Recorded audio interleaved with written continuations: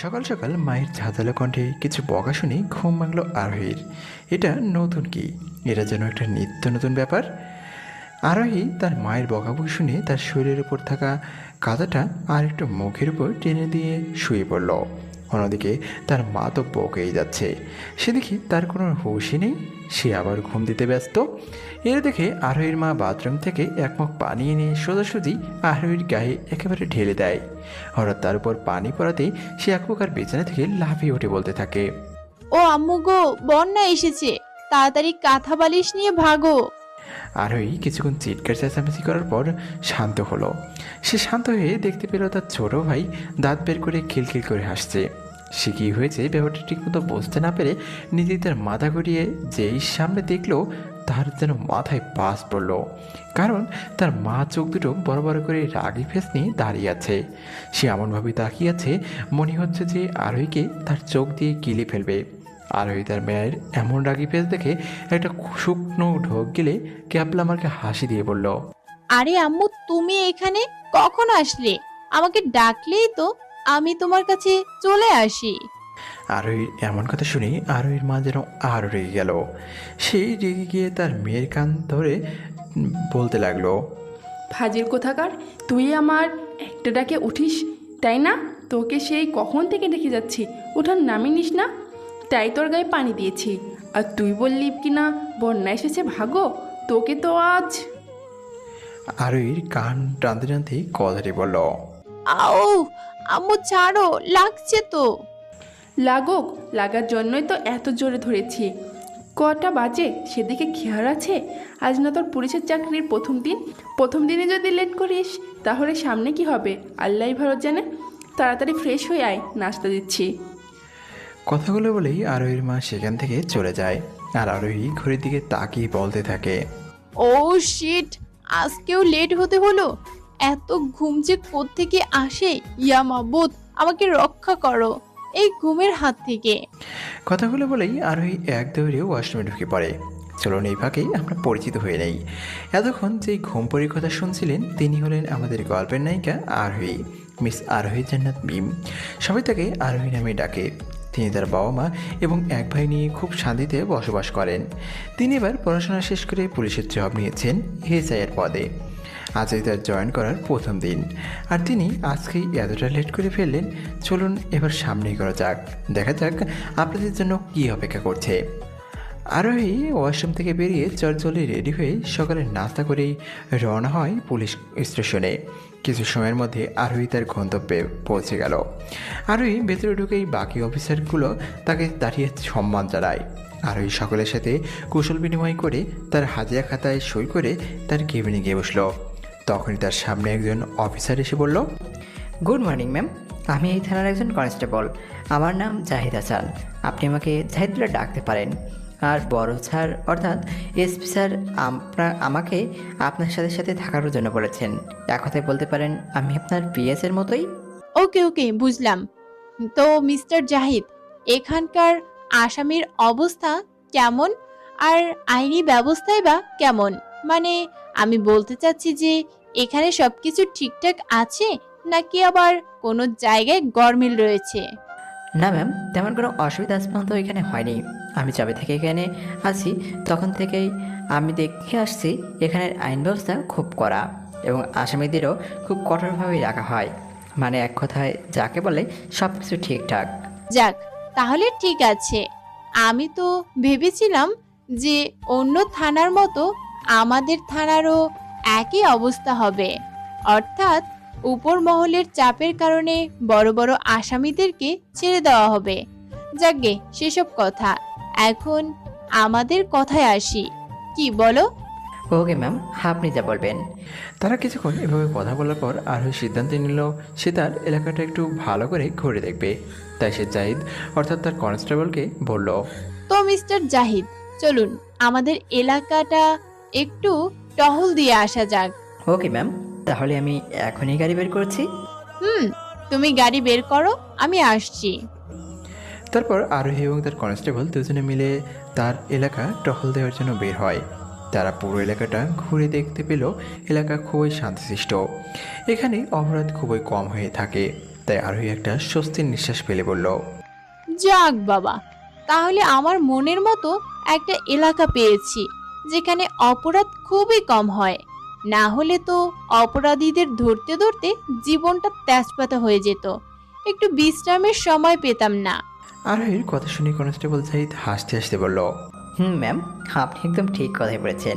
এলাকাটা খুবই শান্তশিষ্ট, আর এখানে যারা পুলিশের কাজ করে তারা শুধুমাত্র থানায় হাজিরা দেবে আর ডিউটি করবে, তাছাড়া আর কোনো বাড়তি কাজ নেই। এভাবে আরও কিছু সময় ঘোরাঘুরি করার পর কনস্টেবল জাহিদ আবার বলল, তো ম্যাম, অনেক তো এলাকাটা ঘুরে দেখানো হলো, আর এদিকে দুপুরও হয়ে গেছে। তো চলুন এবার থানায় গিয়ে লাঞ্চটা সেরে ফেলি, আমার খুব খিদা পেয়েছে। আরোহী কনস্টেবলের কথা শুনে হেসে দিয়ে বলল, মিস্টার জাহিদ, প্লিজ নিজের ডায়েট কন্ট্রোল করুন, না হলে তো অসময়ে আপনি চাকরি হারাবেন। ওই যা হবে তা পরে দেখা যাবে, এখন চলুন তো ম্যাম, আমার পেটের মধ্যে ইঁদুর ফুটবল খেলছে। আচ্ছা, আমরা থানায় না গিয়ে সামনের রেস্টুরেন্টে খাবার খেলে কেমন হয়? সে তো আরও ভালো হয়, চলুন তো, আমার আর তর্স হয়েছে না। ওকে, চলুন তাহলে। তারপর তারা দুজনে একটি রেস্টুরেন্ট থেকে লাঞ্চ করে আবারও থানায় চলে আসলো। থানায় প্রবেশ করেই আরোহী চলে গেল তার কেবিনে এবং জাহিদ তার জায়গায়। আরোহী তার কেবিনে বসে বসে কিছু ফাইল চেক করছিল। এমন সময় কনস্টেবল জাহিদ দরজার ওপাশ থেকে বলল, may I come in ma'am? Yes, come in mister Zahid. তো বলুন, এখানে আসার কারণটা কি? জি ম্যাম, বলছি বড় স্যার বলেছেন কাল নাকি একটা নতুন আসামি আমাদের থানায় আসবে। একদিন এই থানায় রাখার পর পরের দিন জেলে ট্রান্সফার করা হবে। আর বড় স্যার এটাও বলেছেন যে আসামিটা নাকি খুবই ভয়ানক, তাই সবাইকে অ্যালার্ট থাকতে বলেছেন। আর সাথে আপনাকেও আগামীকাল সকাল সকাল থানায় আসতে বলেছেন। ওকে, তাহলে কাল আমি সকাল সকালই চলে আসব। এই কথা বলে আরোহী আবার কাজে মন দিল এবং কনস্টেবল জাহিদও তার জায়গায় ফিরে গেল। এভাবে কাজ করতে করতে ডিউটির সময় শেষ হয়ে যায়। আরোহী থানা থেকে বেরিয়ে আসতে দেখে জাহিদ গাড়ি নিয়ে দাঁড়িয়ে আছে। আরোহী বুঝতে পারলো আজ থেকে কনস্টেবল জাহিদ তাকে বাসায় নিয়ে যাবে এবং বাসা থেকে নিয়ে আসবে। আরোহী গাড়িতে উঠে জাহিদের সাথে কথা বলতে বলতে বাড়ির উদ্দেশ্যে রওনা দিল। কিছুক্ষণের মধ্যেই বাড়ির সামনে এসে দাঁড়ালো। গাড়ি থেকে নেমে আরোহী বলল, তো মিস্টার জাহিদ, কালকে কিন্তু সকাল সকাল নিতে আসবেন, কেমন? তাহলে এখন বাই, দেখা হচ্ছে আবার কালকে। ওকে ম্যাম, আমি কালকে আপনাকে ঠিক টাইমে নিয়ে আসবো। Bye ma'am. কথাগুলো বলেই কনস্টেবল জাহিদ গাড়ি নিয়ে চলে গেল। আর এদিকে আরোহী তার বাসার মধ্যে প্রবেশ করলো। আরোহী বাসার ভিতর প্রবেশ করার সঙ্গে সঙ্গেই তার মা সামনে বলল, তো আজকে তো প্রথম ডিউটি, কেমন কাটলো? আর সেখানকার পরিবেশটাই বা কেমন? আরোহী তার রুমে যেতে যেতে বলল, আরে মা, এই মাত্র ডিউটি থেকে আসলাম, আগে ফ্রেশ হয়ে নেই, তারপর না হয় খাবার খেতে খেতে তোমাকে সব কিছু বলবো। তুমি টেবিলে খাবার বসাও, আমি ফ্রেশ হয়ে আসছি। তারপর আরোহী ফেসে খাবার খেতে খেতে তার মায়ের সাথে গল্প করতে লাগলো আজকের দিনের ব্যাপারে। তারা কিছুক্ষণ গল্প করে খাওয়া দাওয়া শেষ করে যার যার রুমে চলে গেল। আরোহী নিজের রুমে প্রবেশ করে কিছুক্ষণ ফেসবুক চালানোর পরে ঘুমিয়ে গেল, কারণ কালকে তার একটু তাড়াতাড়ি থানায় যেতে হবে। কারণ এসপি স্যার বলেছেন আগামীকাল একটা নতুন আসামি আসবে, সে নাকি অনেক ভয়ঙ্কর, তাই তাদেরকে থাকতে হবে। যাই হোক, পরের দিন আরোহী খুব সকাল সকাল ঘুম থেকে উঠে ফ্রেশ হয়ে নাস্তা করে থানার উদ্দেশ্যে রওনা হলো। আরোহী থানায় গিয়ে তারা হাজিরা খাতায় সই করে থানায় কিছুক্ষণ বসে ফাইল চেক করতে লাগলো। তখন জাহিদ আরোহীর সামনে এসে বলল, ম্যাম, এসপি স্যার আসছেন আসামিকে নিয়ে, আমাদের সবাইকে বাইরে দাঁড়িয়ে থাকতে বলেছেন। আমি আসছি, তুমি যাও। কিছুক্ষণ পর আরোহী সহ বাকি অফিসার এবং কনস্টেবলরা থানার সামনে গিয়ে দাঁড়িয়ে দাঁড়িয়ে থাকলো। কিছু সময়ের মধ্যেই থানার সামনে একটা গাড়ি এসে থামলো। আসামি চলে এসেছে। আরোহী সহ বাকি অফিসারের সামনের দিকে অধীর আগ্রহে তাকিয়ে আছে। আরোহী মনে মনে ভাবছে, কে এই আসামি যাকে সবাই এত ভয় পায়? সবার অপেক্ষার অবসান ঘটিয়ে আসামির আগমন ঘটলো। আসামিকে দেখে আরোহীর যেন চোখ কপালে উঠে গেল। আরোহী মনে মনে ভাবছে, ওয়াও, হোয়াট অ্যান্ড ড্যাশিং ছেলে, দেখতে পুরো একটা চকলেট বয়। মনে হচ্ছে তাকে নিয়ে এখনই পালিয়ে যাই, কিন্তু তার হাতে হাত করা মানাচ্ছে না। না, এরা কেন এরকম করে বুঝি না। না হলে এটাকে আজকেই পালিয়ে নিয়ে গিয়ে বিয়ে করতাম। কপাল আমার, শেষ পর্যন্ত কিনা আসামির উপর ক্রাশ খেয়ে গেলাম। ছি। এসব ভাবতে ভাবতে আসামিকে নিয়ে তারা সবাই থানার ভিতরে প্রবেশ করলো। থানার ভিতরে প্রবেশ করেই আসামিকে লকআপের মধ্যে রাখা হলো। কিন্তু আজব ব্যাপার হচ্ছে, এটাই পুলিশের জিপ থেকে নামা থেকে শুরু করে থানায় লকআপে যাওয়ার আগ পর্যন্ত আসামি একদম চুপচাপ এবং শান্তশিষ্ট ছিল। কিন্তু এসপি স্যার যে বলেছিলেন আসামি অনেক ভয়ানক, যা খুশি তাই করতে পারে, এটা কেন বললো? প্রশ্নটা বারবার ঘুরপাক খাচ্ছে আরোহীর মাথায়।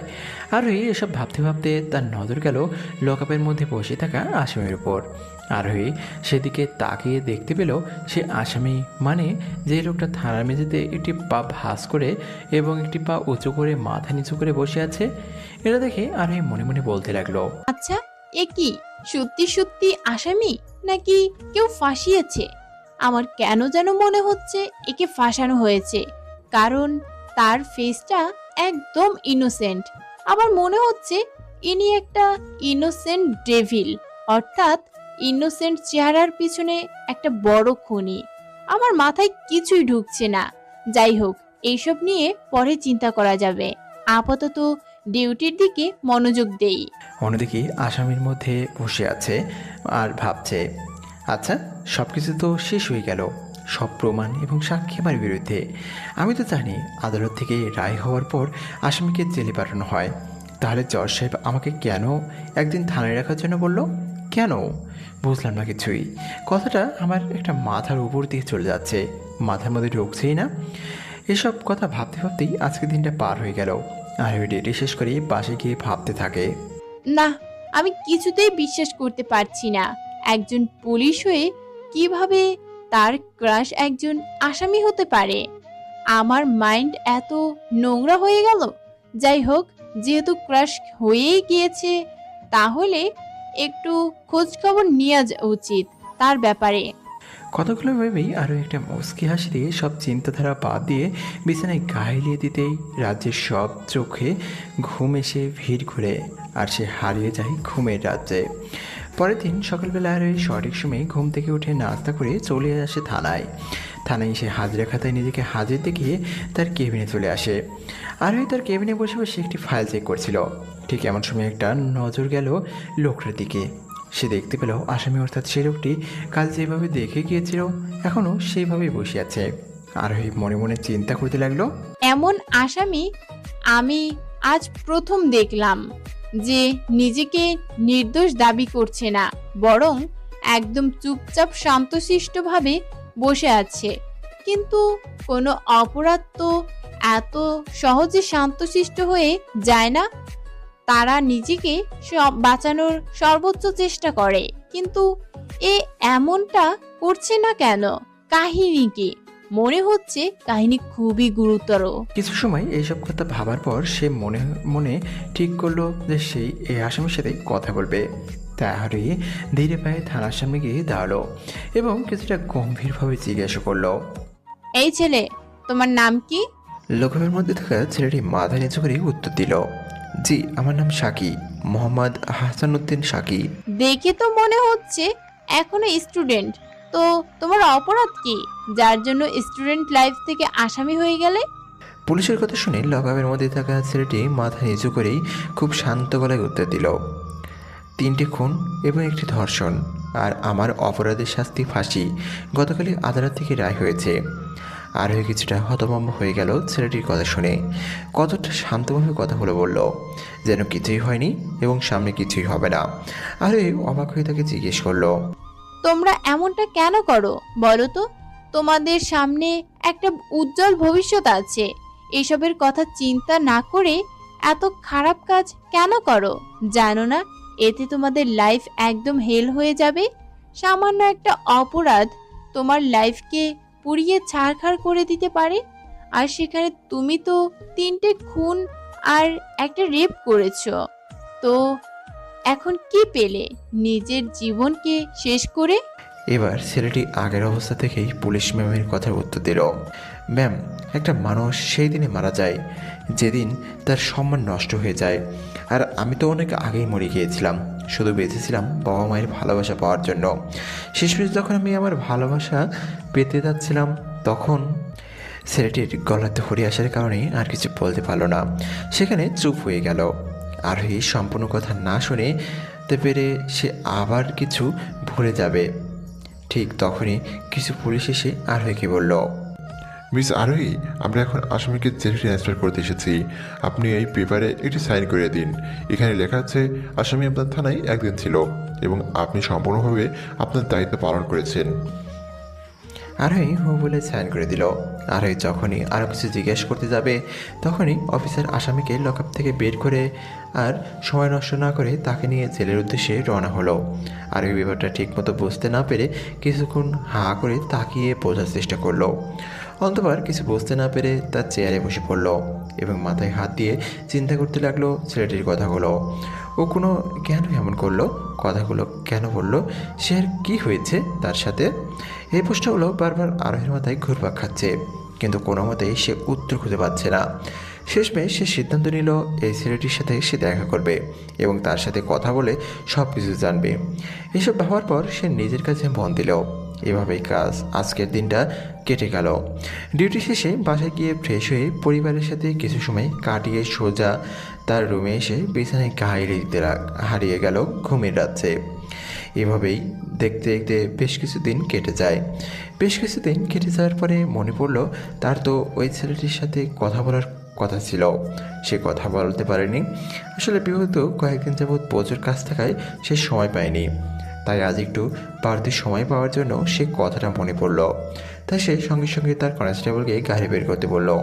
কনস্টেবল আরোহীর কথা শুনে গাড়ি নিয়ে বেরিয়ে পড়ল। গন্তব্য কেন্দ্রীয় কারাগার। কিছুক্ষণের মধ্যেই আরোহী এবং কনস্টেবল জাহিদ দুজনে কেন্দ্রীয় কারাগারের সামনে উপস্থিত হলো। আরোহী কেন্দ্রীয় কারাগারে প্রবেশ করার সময় প্রত্যেকের তাকে সেলুট করে সম্মান জানালো। সে ধীরে ধীরে প্রবেশ করলো। আরোহী কারাগারের মধ্যে প্রবেশ করে দেখে প্রত্যেক কয়েদি তাদের ইচ্ছামতো সময় কাটাচ্ছে। কেউ বা গল্প করছে, কেউ বা তাস খেলছে, আর কেউ বা ঘুমিয়ে তার সময় কাটাচ্ছে। কিন্তু সব থেকে আলাদা এক কয়েদির উপর আরোহীর চোখ আটকে গেল। সে বসে বসে দেয়ালে কী লিখছে। আরোহী ধীর পায়ের সামনে দিকে এগিয়ে যেতেই বুঝতে পারলো এই সেই ছেলে। আরোহী ছেলেটির দিকে এগিয়ে গিয়ে বলল, এই ছেলে, তুমি এখানে কি করছো? এখানে বসে বসে আর দেয়ালে কি লিখছো? ছেলেটি একটি মেয়ের গলা শুনে বুঝতে পারলো এই সেই গতকালের পুলিশ ম্যাম।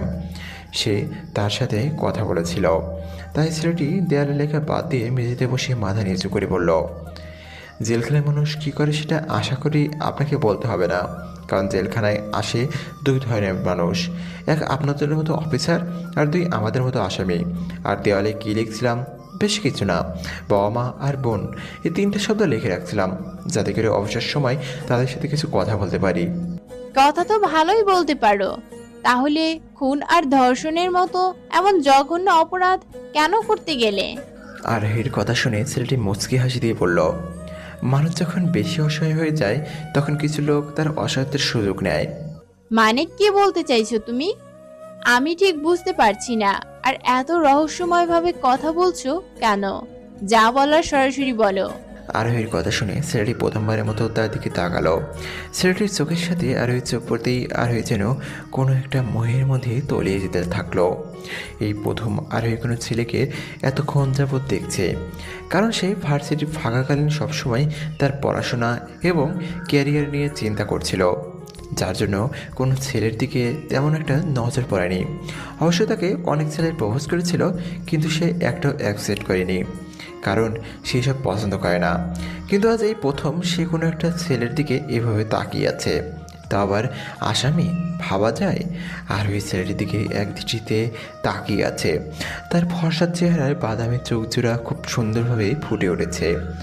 আরোহী একটু পর খেয়াল করলো সাকির ঠোঁটজোড়া নড়ছে, তার মানে সে কিছু বলছে, কিন্তু কি বলছে সেটা আরোহীর কানে পৌঁছে না, কারণ আরোহী এখন তার মধ্যে নেই, হারিয়ে গেছে এক অন্য জগতে। এক নজরে দেখে যাচ্ছে কত সুন্দরভাবে তার ঠোঁট দুটো নড়ছে, দেখতে একদম গোলাপের পাপড়ির মতো। ম্যাম, আপনি শুনতে পাচ্ছেন? আমি আপনার সাথে কথা বলছি। হ্যালো।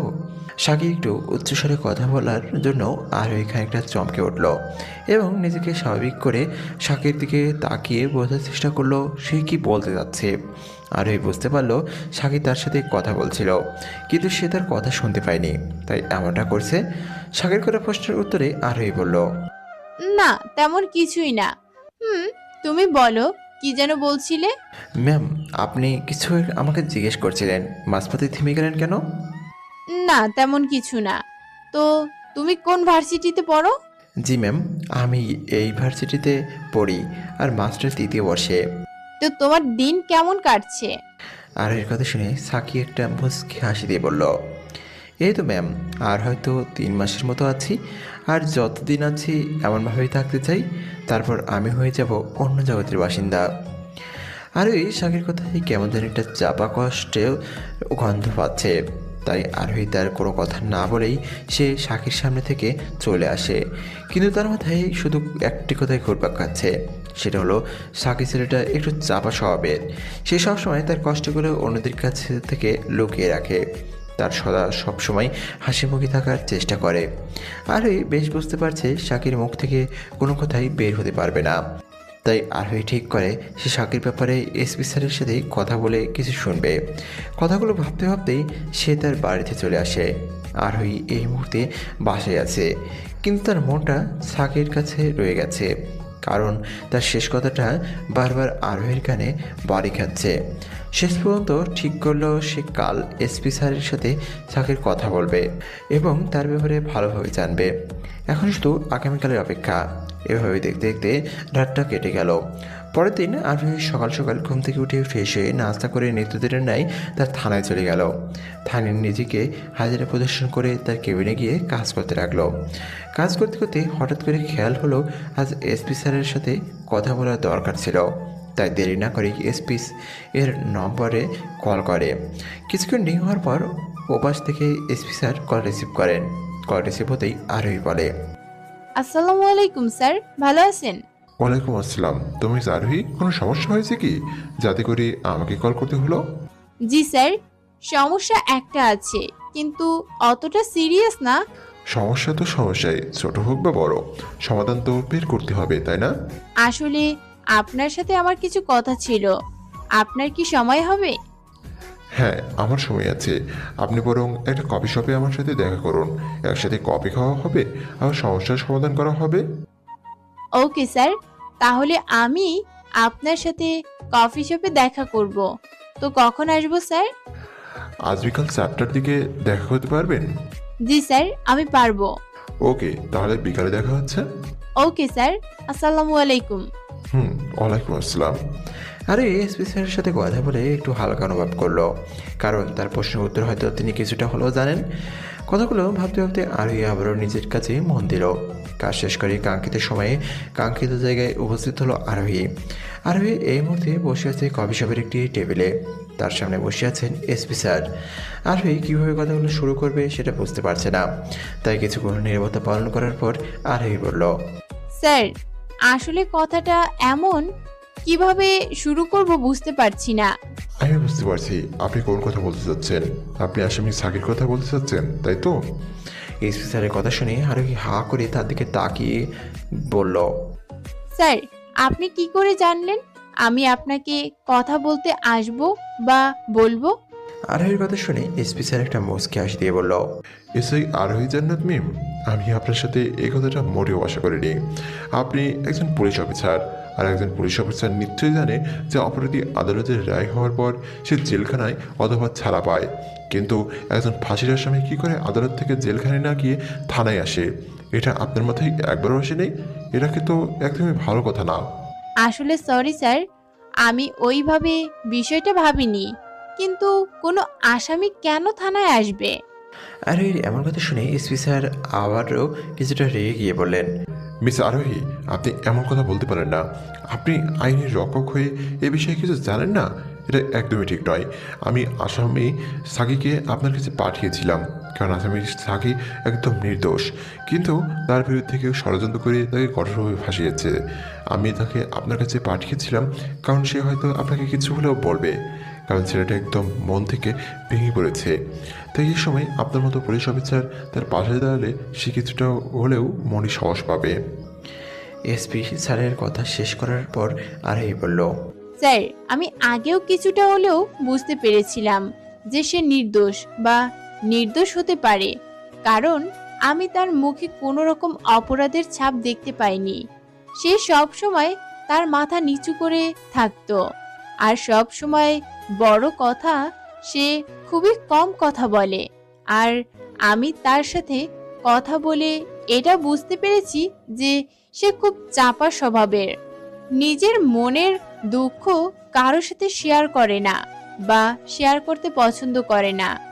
সে নিজের দুঃখ নিজের মধ্যে পুষে রাখে এবং উপর থেকে হাসি খুশি থাকার ভান করে। তাই তার থেকে কথা বের করা খুবই কষ্টকর হবে। আরোহীর কথা শুনে এসপি স্যার একটু শান্ত হলেন এবং বললেন, যাক, তাহলে ছেলেটা আপনার সাথে একটু হলে কথা বলেছে। সে তো আমাদের সাথে একটা কথা বলেনি, সবসময় মাথা নিচু করে থাকে, কিছু জিজ্ঞেস করলে কোনো উত্তর দেয় না। এমনকি সে আদালতে আসামির কাঠগড়ায় থাকাকালীনও কোনো কথাই মুখ দিয়ে উচ্চারণ করেনি, যার দরুন সে আজ এখানে। কারণ চুপ করে থাকা তো সম্মতির লক্ষণ। এসপি স্যারের কথা বলে কিছু সময় নীরবতা পালন করে আবার বলতে শুরু করে, মিস আরোহী, প্লিজ আপনি আসামি শাকির কেসটা আবারও রিওপেন করুন, কিন্তু খুব গোপনে। কারণ আমি যতদূর ইনফরমেশন কালেকশন করতে পেরেছি তাতে জানতে পেরেছি তার বিরুদ্ধে যারা ষড়যন্ত্র করেছে, যারা ষড়যন্ত্রে লিপ্ত আছে, তারা এই এলাকার সুনামধন্য কিছু লোক। আর তাদের বিরুদ্ধে আমার হাতে কোনো প্রমাণ নেই। তাই আমি চাই আপনি এই কাজটা করুন এবং খুব গোপনে এই কেসটার তদন্ত করুন। আর হ্যাঁ, আপনি মোটেও ভাবেন না যে আপনি একা, কারণ আমি আপনাকে সবসময় সাপোর্ট এবং সবসময় রকম সাহায্য দিয়ে যাব। স্যার, সেটা নয় আমি বুঝতে পারলাম, কিন্তু আমি যদি তার বিষয়ে কিছু জানতে না পারি তাহলে আমি কিভাবে এই কেসটা সলভ করব? আপনি কি সাকির ব্যাপারে কিছু জানেন? আরোহীর কথায় এসপি স্যার একটি দীর্ঘ শ্বাস ফেলে বলতে শুরু করলেন, আসলে সাকি খুব ভালো একটা ছেলে, সবসময় চুপচাপ এবং শান্তশিষ্ট থাকে ছেলেটি। অবশ্য একটু চাপা স্বভাবের, তাই তার মধ্যে কি কষ্ট বিরাজ করছে সেটা বাইরের মানুষ কেউ বুঝতে পারবে না। কারণ সে নিজের কষ্টকে বুকের মধ্যে পাথর চাপা দিয়ে বাইরে সবসময় হাসি খুশি থাকার চেষ্টা করে। তার কি এমন কষ্ট হচ্ছিল সেটা আমি বলতে পারবো না, কিন্তু আমি বুঝতে পারছি শাকির বাবা মা তাকে একদমই সহ্য করতে পারে না। কিন্তু কেন সেটা আজও বুঝতে পারলাম না। আমি এর চেয়ে বেশি কিছু বলতে পারবো না। এখন যা শোনার তোমাকে শুনতে হবে শাকির মুখ থেকে। তাই আমি বলি কি, হাত ধুয়ে কাজে লেগে পড়ো। আশা করি তোমার সব প্রশ্নের উত্তরগুলো এই কাজের মধ্যেই লুকিয়ে আছে এবং তোমার সব প্রশ্নের উত্তরগুলো এই কাজ সলভ করার মধ্যেই পাবে। ওকে স্যার, আমি তাহলে আজ থেকে কাজ শুরু করে দেব আসামি সাকিকে নিয়ে। এটা আমার প্রথম কেস হবে। আমি আমার সর্বোচ্চ চেষ্টা দিয়ে এই কেসটাকে সলভ করার চেষ্টা করব। দোয়া করবেন স্যার, যাতে আমি একজন নিরপরাধীকে মুক্তি দিতে পারি। কথাগুলো বলেই মিস আরোহী এসপি স্যারকে একটা স্যালুট করে সেখান থেকে চলে গেল। এসপি স্যার আরোহী চলে যাওয়ার দিকে তাকিয়ে মুচকি হাসি দিয়ে বলতে লাগলো, আমি জানি আরোহী, তুমি শাকিকে যেভাবে হোক মুক্তি করবে।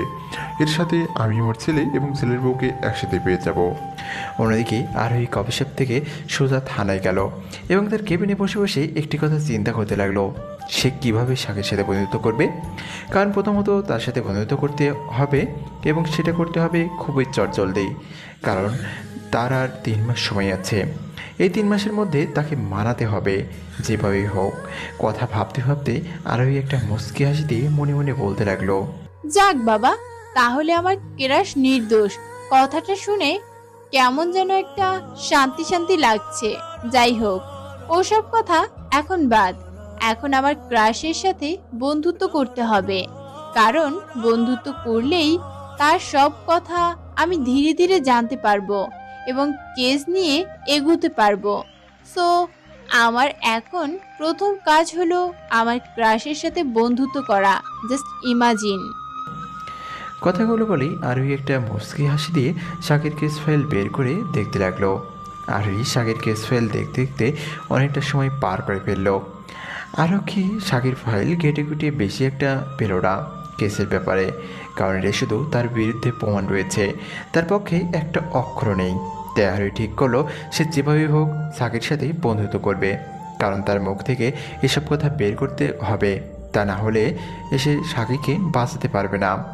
আর এই নিজের উপর কনফিডেন্স আছে, কারণ সে সহজেই যে কোনো মানুষের সাথে মিশে যেতে পারে। নিজেকে মানিয়ে নিতে বেশ একটা সময় লাগে না তার। আরোহী এসব বিষয়ে খুবই এক্সপার্ট ছোটোবেলা থেকেই। তাই আরোহী মনে মনে ভাবলো এই কাজটা হয়তো খুব জলদি হয়ে যাবে। এবং খুবই সময় সাপেক্ষ হবে। কিন্তু আরোহী এটা জানে না যে সাকি অন্যরকম একটা ছেলে, একদমই অন্যরকম। তাকে আজ পর্যন্ত কেউ ঠিকঠাক মতো চিনতে পারেনি। যাই হোক, এবার সামনে এগোনো যাক। আরোহী আজকের মতো তার ডিউটি শেষ করে বাড়ির উদ্দেশ্যে রওনা হলো। বাড়ি গিয়ে ফ্রেশ হয়ে তার বাবা মায়ের সাথে ডিনার করে গল্প করতে বসে। গল্প করতে করতে হঠাৎ আরোহী তার বাবা মাকে উদ্দেশ্য করে বলল, আচ্ছা বাবা মা, আমি যদি কোনোদিন তোমাদের সামনে আমার পছন্দ করা ছেলেকে নিয়ে আসি, তাহলে কি তোমরা তাকে মেনে নিবে? মেয়ের কথা শুনে আরোহীর বাবা মা দুজনেই মুচকি হেসে উত্তর দিল, দেখ মা, তোর জীবন তোর ডিসিশন, তুই কার সাথে সুখে থাকবি সেটা তুই ঠিক করবি। এখানে আমাদের কিছু বলার নেই, কারণ তুই এখন যথেষ্ট বড় হয়েছিস। আর আমি জানি তুই কখনো ভুল ডিসিশন নিবি না। হ্যাঁ, তোর মা একদম ঠিকই বলেছে। তুই এখন যথেষ্ট বড় হয়েছিস, ইভেন তুই এখন একটা চাকরি করছিস। আশা করি তুই খারাপ বা ভালো সব কিছু ভালো মতো বুঝতে পারিস। তাই সম্পূর্ণ তোর উপর এই ব্যাপারটা রেখে দিলাম। আর তুই যদি কোনোদিন তোর পছন্দের কথা বা কোনো ছেলেকে নিয়ে আসিস, তাহলে তো খুবই ভালো, কারণ এমনিতেই আমরা তোকে বিয়ে দিতে চাচ্ছি। তুই যদি নিজের পছন্দ করা ছেলেকে বিয়ে করিস, তাহলে তো কোনো কথাই নেই, এতে আমরা অনেক খুশি হব। এখন বল, ছেলেটা কে যে আমার মেয়ের মন চুরি করে নিয়েছে? আরোহী তার বাবার কথাই কিছুটা লজ্জা পেয়ে মাথা নিচু করে বলল, না বাবা, তেমন কখনো কেউ হয়নি, কিন্তু হতে পারে। তাই আমি তোমাদের আগে ভাগেই বলে রাখলাম। আচ্ছা আচ্ছা, বেশ। তাহলে শেষ পর্যন্ত আমাদের মেয়ে একটা ছেলের প্রেমে পড়তে যাচ্ছে, এর চেয়ে খুশির খবর আর কি হতে পারে? আর তাছাড়া আমিও তোর মাকে ভালোবেসে বিয়ে করেছি। তুইও যদি এমন করিস তাহলে ভালোই হয়। একেই বলে বাপকে বেটা সিপাইকা ঘোড়া। না বাবা, তুমিও না, থাকো তোমরা, আমি গেলাম, আমার খুব ঘুম পাচ্ছে। কথাটা বলেই আরোহী একদম এক প্রকার দৌড়ে তার রুমে চলে আসে। এটা দেখেই আরোহীর বাবা মা একটু জোরে হেসে দেয়। আরোহীর বাবা হাসতে হাসতে বলে, যাক, শেষ পর্যন্ত তাহলে আমাদের মেয়ে একটা ছেলের জন্য ভালোবাসা তৈরি হচ্ছে। আশা করছি ছেলেটা অনেক ভালো হবে। আমাদের মেয়ে এমন ছেলেকে পছন্দ করবে না যাকে দেখে তার বাবা মা কষ্ট পায়। আমার মেয়ের প্রতি আমার সম্পূর্ণ আস্থা আছে, কি বলো? আরোহীর মাকে উদ্দেশ্য করে কথাটি বলল। হ্যাঁ, ঠিকই বলেছ। শেষ পর্যন্ত তাহলে আমাদের মেয়ে প্রেমে পড়তে যাচ্ছে। যাক, তাহলে আমরা অতি শীঘ্রই আমাদের জামাই পেতে চলেছি, কি বলো? তাহলে আমাদের জামাই খুব শীঘ্রই আসতে চলেছে। এদিকে আরোহী দৌড়ে এসে তার রুমে প্রবেশ করে আটকে হাওয়াতে হাওয়াতে একটা মুচকি হাসি টেনে ড্রেসিং টেবিলের সামনে গিয়ে বসলো। ড্রেসিং টেবিলের সামনে নিজের চুল আঁচড়াতে মনে মনে ভাবলো, আমি কি সত্যি সাকির প্রেমে পড়তে যাচ্ছি, নাকি প্রেমে পড়ে গেছি? কোনটা? কেন যেন ওর চোখের দিকে তাকালে আমি চোখ ফেরাতে পারি না। মনে হয় যেন তার চোখের গভীরতা নিজেকে হারিয়ে ফেলি। বারবার মনে হয় তাকে নিয়ে দূরে কোথাও পালিয়ে যাই। কেন এমনটা হয়? এইটাই কি ভালোবাসা, নাকি অন্য কিছু? যাই হোক না কেন, এমন প্রশ্ন ভাবতে আমার খুবই ভালো লাগে। কথাগুলো ভাবতে ভাবতে আরোহী বিছানায় গা এলিয়ে দিল এবং চোখটা বন্ধ করে ঘুমানোর চেষ্টা করলো। কিছুক্ষণের মধ্যে সে ঘুমের দেশে পাড়ি জমালো। পরের দিন সকালবেলা আরোহী যথাসময়ে ঘুম থেকে উঠে ফ্রেশ হয়ে নাস্তা করে রওনা হলো থানার উদ্দেশ্যে। থানায় গিয়ে নিজেকে হাজিরা প্রদর্শন করে চলে এলো কেন্দ্রীয় কারাগারে সাকির সঙ্গে দেখা করার জন্য। আজ থেকে তার কাজে নেমে পড়েছে। তাই আর কাজের মধ্যে প্রধান কাজ হচ্ছে সাকির সঙ্গে বন্ধুত্ব করা এবং তার পেট থেকে সব কথা বের করে আনা উইদাউট এনি টর্চিং। আরোহী কেন্দ্রীয় কারাগারে প্রবেশ করে সোজা চলে গেল সাকির ছেলের সামনে। সাকিব মাথা উঠিয়ে দেখতে পেল তার সামনে মিস আরোহী দাঁড়িয়ে আছে। সাকি একবার তার দিকে তাকিয়ে আবার মাথা নিচু করে বসে রইল। সাকির এমনভাবে বসে থাকা দেখে আরোহী যেন মাথায় রাগ উঠে যাচ্ছে, কেননা তার সামনে একটা সুন্দর মেয়ে দাঁড়িয়ে আছে আর সে কোনো পাত্তাই দিচ্ছে না। কথা ভাবতে ভাবতে আরোহী সাকিকে জিজ্ঞাসা করলো, গুড মর্নিং সাকি, কি অবস্থা তোমার, বলো? সাকি আরোহীর কথার উত্তর না দিয়ে যেভাবে বসেছিল ঠিক সেভাবেই বসে রইল। এটা দেখে যেন আরোহীর মাথায় রাগটা আরও দ্বিগুণ বেড়ে গেল। সে রাগের চোটে তার হাত দুটো মুষ্টিবন্দি করে মনে মনে ভাবতে লাগলো, সে শাকের চুল ধরে টানছে আর গালে ঠাস ঠাস করে থাপড়াচ্ছে। এসব ভেবে আরোহী তার মুখে একটা মুচকি হাসি এনে নিজেকে কোনোরকম শান্ত করে আবারও জিজ্ঞেস করলো, হ্যালো মিস্টার সাকিব, আপনি কি আমাকে শুনতে পাচ্ছেন? আমি আপনার সাথে কথা বলছি।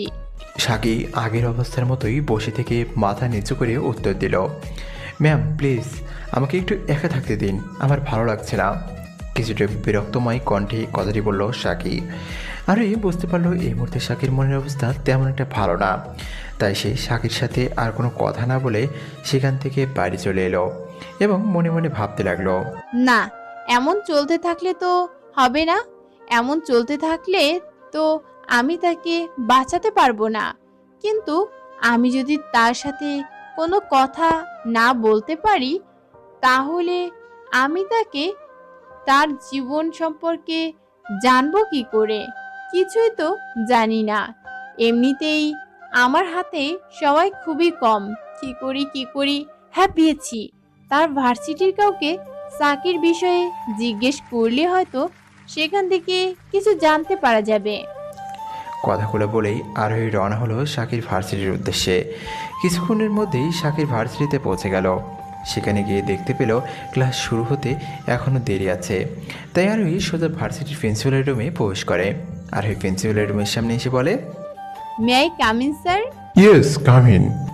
প্রিন্সিপাল কথাটি বলেই সামনের দিকে তাকিয়ে দেখতে পেল একজন পুলিশ অফিসার সামনে দাঁড়িয়ে আছে। তাকে বসা থেকে উঠে দাঁড়িয়ে ভদ্রতার সহিত বললেন, আরে ম্যাম, আপনি আসুন ভেতরে। হঠাৎ করে আমাদের ভার্সিটিতে কোনো সমস্যা আছে কি? না, এমনি আসলে আর কি, একটা স্টুডেন্টের সম্পর্কে কিছু জানতে চাই।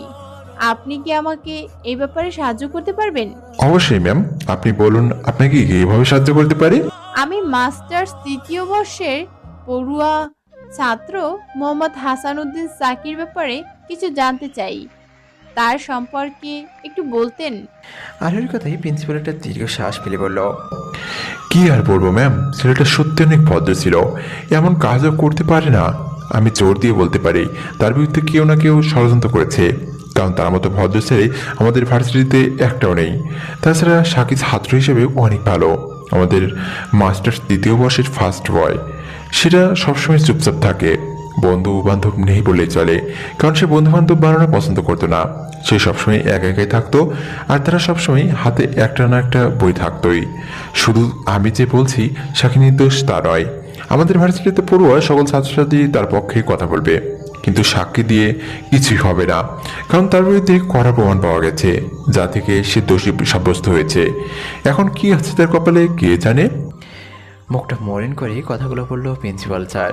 প্রিন্সিপাল স্যারের কথা শেষ করার পর আরোহী আবার বলল, স্যার, আপনি কি সাকির ফ্যামিলি ব্যাকগ্রাউন্ড বা তার অতীতে কোনো অস্বাভাবিক ঘটনা বা এমন কোনো কিছু জানেন যা আমাকে সাহায্য করতে পারে বলে মনে হয়?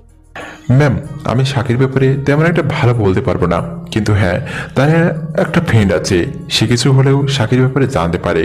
সে অবশ্য শাকির সাথে জোর করে ফ্রেন্ডশিপ করে, আর একমাত্র সেই শাকির পেট থেকে কথা বের করতে পারতো।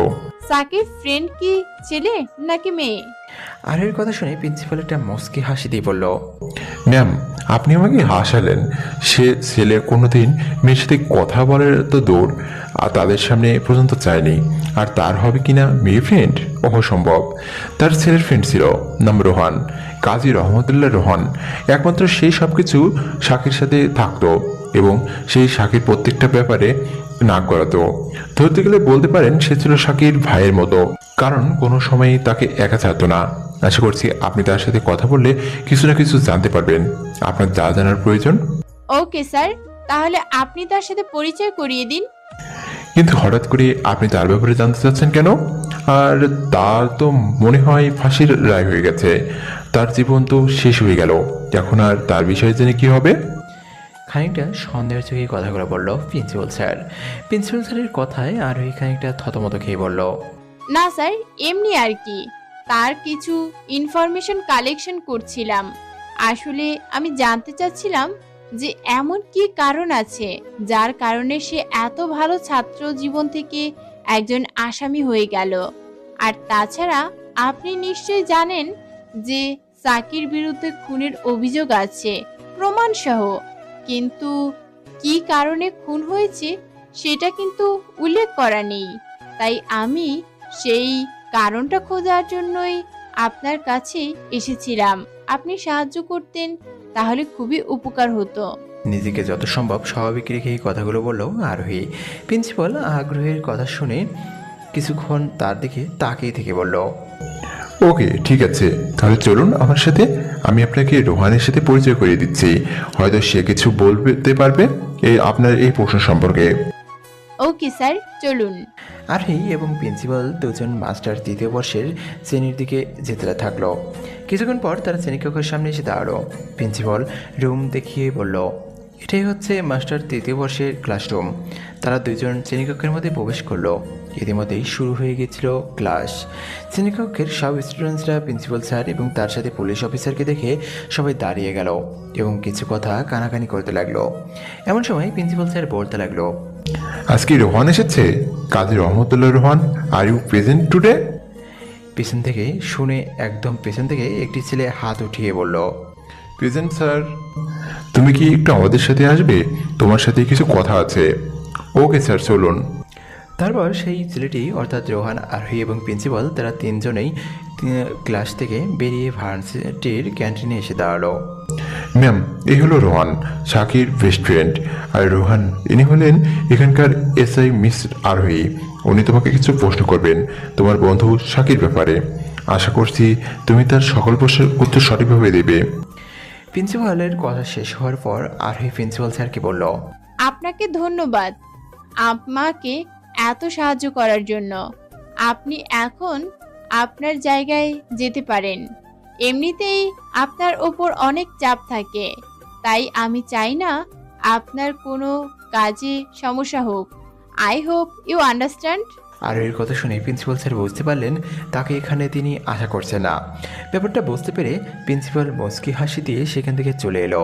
প্রিন্সিপাল স্যার চলে যাওয়ার পরপরই আরোহী রোহানকে উদ্দেশ্য করে বলল, রোহান, আমাদের এখানে কথা বলা উচিত নয়। তুমি প্লিজ আমার সাথে আমার গাড়িতে ওঠো প্লিজ। ম্যাম, আপনি কি আমাকে বোকা পেয়েছেন? আমাকে ভুলিয়ে ভালিয়ে গাড়িতে উঠাবেন, তারপর একটা মিথ্যা কেসে আমাকে ফাঁসিয়ে থানায় নিয়ে গিয়ে আমার বন্ধুর মতো অবস্থা করবেন, তাই না? রোহানের কথা শুনে আরোহী যেন আকাশ থেকে বলল। সে অবাক হয়ে রোহানকে জিজ্ঞেস করলো, কি বললে তুমি? সাকিকে পুলিশ অফিসাররা ভুলিয়ে ভালিয়ে নিয়ে গিয়ে মিথ্যা কেসে ফাঁসিয়ে দিয়েছে? তুমি সত্যি বলছো তো? কিন্তু কে? ম্যাম, আমি এই কথা এখনও বলতে পারবো না। কথাই আছে দেহারেরও কান আছে। আর আপনি একজন পুলিশ অফিসার, যদি আপনি আমার বিরুদ্ধে কোনো অ্যাকশন নেন তাহলে না, আমি এই কথা বলতে পারবো না, সরি। রোহানের কথা শুনে আরোহী মনে মনে বলছে, তাহলে এই হচ্ছে আমাদের আজকের অবস্থান। শেষ পর্যন্ত কিনা টাকার গোলাম হয়ে গেলাম আমরা। টাকার জন্য একটা নির্দোষ ব্রিলিয়ান্ট ছাত্রকে ফাঁসির আসামি বানিয়ে দিয়েছে। এখন আমার তো নিজের উপরই ঘৃণা হচ্ছে। আমি এই পুলিশের চাকরি করছি, যারা কিনা বর্তমান সময়ে টাকার গোলাম। ছি! কথাগুলো ভাবতেই আরোহী মাথা নিচু করে রোহানকে বলল, আমি জানি না পুলিশ অফিসাররা কেন তোমার বন্ধুকে ফাঁসিয়েছে, কিন্তু আমি তাকে মুক্ত করার জন্য এই কেসটাকে আবার রিওপেন করেছি, খুবই গোপনে। তাই প্লিজ আমি চাইছি তুমি আমাকে এই কাজে সাহায্য করো। তোমার বন্ধুকে মুক্তি করে দাও, তাকে নির্দোষ প্রমাণিত করো প্লিজ। আরোহীর কথা শুনে রোহান কিছুক্ষণ ভাবার পর বলল, ওকে ম্যাম, আমি আমার বন্ধুর জন্য সব কিছু করতে রাজি। দরকার পড়লে আমার জীবনটাই দিতে পারবো, কিন্তু আপনাকে কথা দিতে হবে আপনি আমার বন্ধুকে যেভাবেই হোক নির্দোষ প্রমাণ করবেন। পারবেন তো? রোহানের কথা শুনে আরোহী একটা মুচকি হাসি দিয়ে বলল, ওকে, আমি তোমাকে ওয়াদা করছি আমি তোমার বন্ধুকে নির্দোষ প্রমাণ করেই ছাড়বো। কিন্তু তার জন্য আমার তোমাকে প্রয়োজন। তুমি আমাকে সাহায্য করবে তো? ম্যাম, বন্ধু হয়ে বন্ধুর জন্য মুহূর্তেও পারবো, তাহলে এটুকু সাহায্য করতে পারবো না? চলুন, আপনি যেন কোথায় যাওয়ার জন্য বলেছিলেন? তারপর তারা দুজন মিলে আরও একটা নিরিবিলি জায়গায় যেখানে তারা ঠিকঠাক কথা বলতে পারবে সেখানে গিয়ে আরোহী এবং রোহান একটি বেঞ্চে গিয়ে বসলো। রোহান বেঞ্চে বসতে বসতে জিজ্ঞেস করলো, ম্যাম, আমরা যেখানে এসেছি যে কেউ দেখলে ভাববে আমরা এখানে এসে প্রেম করছি। Please don't mind. আরোহী মুচকে এসে জবাব দিল। আরে আমি তো সেটাই চাই যে সবাই এটা মনে করুক। আর যদি সবাই এইটা মনে করেন তাহলে আমরা আমাদের কাজটা ঠিকমতো করতে পারবো। কারণ এই কেসটা খুবই জটিল, তাই আমি সম্পূর্ণ গোপনীয়তা ব্যবহার করছি। আর তুমি একটা কাজ করতে পারো। তোমার কি কোনো গার্লফ্রেন্ড আছে বা কোনো মেয়ে বন্ধু আছে কি? জি ম্যাম আছি। আমি তো আর শাকির মতো না যে কোনো মেয়ের সাথে মিশবো না বা কথা বলবো না, সে তার মতো থাকতো। আমি একটা আমার মতো জুটিয়ে নিয়েছি। রোহানের কথা শুনে আরোহী হাসতে হাসতে বলল। ওকে, তাহলে তোমার গার্লফ্রেন্ডকে এখানে ডাকো। মনে হচ্ছে তাকেও আমাদের প্রয়োজন হতে পারে। আমি এখানে কোনো এক্সট্রা পুলিশ অফিসারকে নিচ্ছি না, কারণ আমার কোনো অফিসারের উপর ভরসা নেই। তাই আমি তোমাদের উপর ভরসা করছি, কারণ তোমরা সম্পূর্ণরূপে বিশ্বাস করো যে সাকি নির্দোষ। তাই আমি তোমাদের কাছে সাহায্য প্রার্থনা করছি। তোমরা কি আমাকে সাহায্য করবে? ম্যাম আপনি কি বলছেন? আমি আমার বন্ধুর জন্য সব কিছু করতে পারি। আমি এক কাজ করি, আমার গার্লফ্রেন্ড সহ আরও কয়েকজন ছাত্রছাত্রীকে এখানে নিয়ে আসি। যদি সবাই মিলে আপনাকে সাহায্য করি তাহলে হয়তো বা কেস অনেক তাড়াতাড়ি শেষ হয়ে যাবে, আর আমাদের বন্ধু নির্দোষ প্রমাণিত হয়ে খালাস পেয়ে যাবে। হ্যাঁ, বুদ্ধিটা খারাপ না, কিন্তু দেখো আমার মনে হচ্ছে তোমার ছাত্রদের মধ্যে কেউ না কেউ আছে যে সাকির বিরুদ্ধে কাজ করতে পারে বা করছে। তাই সাবধান, খুবই সাবধান। আরোহী কিছুক্ষণ ভাবার পর আবার বলল। আপাতত এই মুহূর্তে তুমি তোমার গার্লফ্রেন্ডকে ডাকো, কিন্তু পরবর্তীতে তুমি তোমার বন্ধুদের বলে দিও। তাদের পরবর্তীতে লাগলেও লাগতে পারে। আর হ্যাঁ, তাদের কিন্তু বলবে খুবই সাবধান, কারণ আমরা যত দূর মনে হয় এইটা ভার্সিটির ঝামেলা। ম্যাম আমি এই বিষয়ে তেমন কিছু একটা জানি না, কিন্তু আমার গার্লফ্রেন্ড রিহানা কিছু জানলেও জানতে পারে। আমি তাকে ফোন করে এখানেই আসতে বলছি। সে হয়তো আজ পাশে আছে, কারণ তাকে আমি আজ ভার্সিটিতে দেখিনি।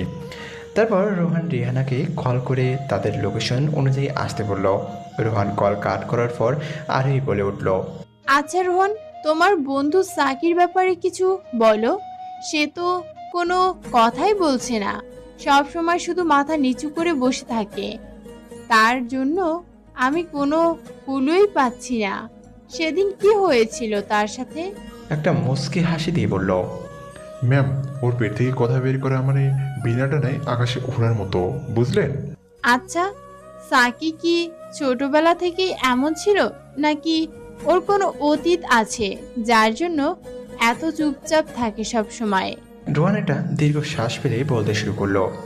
আমি যতদূর পর্যন্ত তার পেট থেকে কথা বের করতে পেরেছি তাতে এটা জানতে পেরেছি যে ছোটবেলা থেকেই চুপচাপ ছিল, কিন্তু এতটা চুপচাপ নয় যে বর্তমান সময় থাকে। কি হয়েছিল তার সাথে, তুমি কি আমাকে বলতে পারবে? রোহান বলতে শুরু করলো। আসলে সাকি ছোটবেলা থেকেই একা একা থাকতো। সে কখনো তার বাবা মায়ের আদর যত্ন পায়নি। তার বাবা মা তাকে ছোট অবস্থায় রেখে বিদেশে চলে যায় বিজনেস করার উদ্দেশ্যে। তারা অবশ্য বাইরে থাকে টাকা পাঠাতো, কিন্তু শুধু টাকাতে কি আর কাজ হতো? তাদের আদর যত্ন কি কিছুই না? তারপরও সাকি সবসময় হাসি খুশি থাকার চেষ্টা করতো, যদি সে প্রচুর কষ্ট পাথর চাপা দিয়ে রাখতো তার বুকের মধ্যে। এমনিভাবে তার জীবন কাটে যাচ্ছিল। হঠাৎ একদিন একটি মেয়ের আগমন ঘটেছিল সাকির জীবনে। সে ধীরে ধীরে মেয়েটির প্রতি দুর্বল হতে থাকে, কিন্তু ভাগ্যক্রমে হয়তো অন্য কিছু ছিল। সেই মেয়েটি সাকিকে ধোঁকা দিয়ে চলে যায়। মেয়েটিকে তাকে ধোকা দিয়ে অন্য কারোর সাথে রিলেশন করে জড়িয়েছিল? ম্যাম মেয়েটির যদি অন্য কারোর সাথে রিলেশনে জড়াতো তাহলে হয়তো সাকি নিজে নিজেই সামলে নিতে পারতো, কিন্তু সে সাকির উপরে রাগ অভিমান করে এই পৃথিবী থেকে চলে গেছে। মানে সে কিভাবে মারা গিয়েছিল?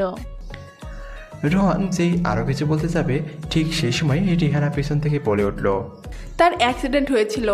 আমি সেই দিন সাকির সাথে কথা বলছিলাম, হয়তো একটু বেশি কাছাকাছি অবস্থান থেকে কথা বলছিলাম, যার কারণে সেই মেয়েটি তাকে কেউ ভুল বুঝে খুব জোরে ড্রাইভ করতে গিয়ে সড়ক দুর্ঘটনায় স্পট ডেথ হয়ে মারা যায়।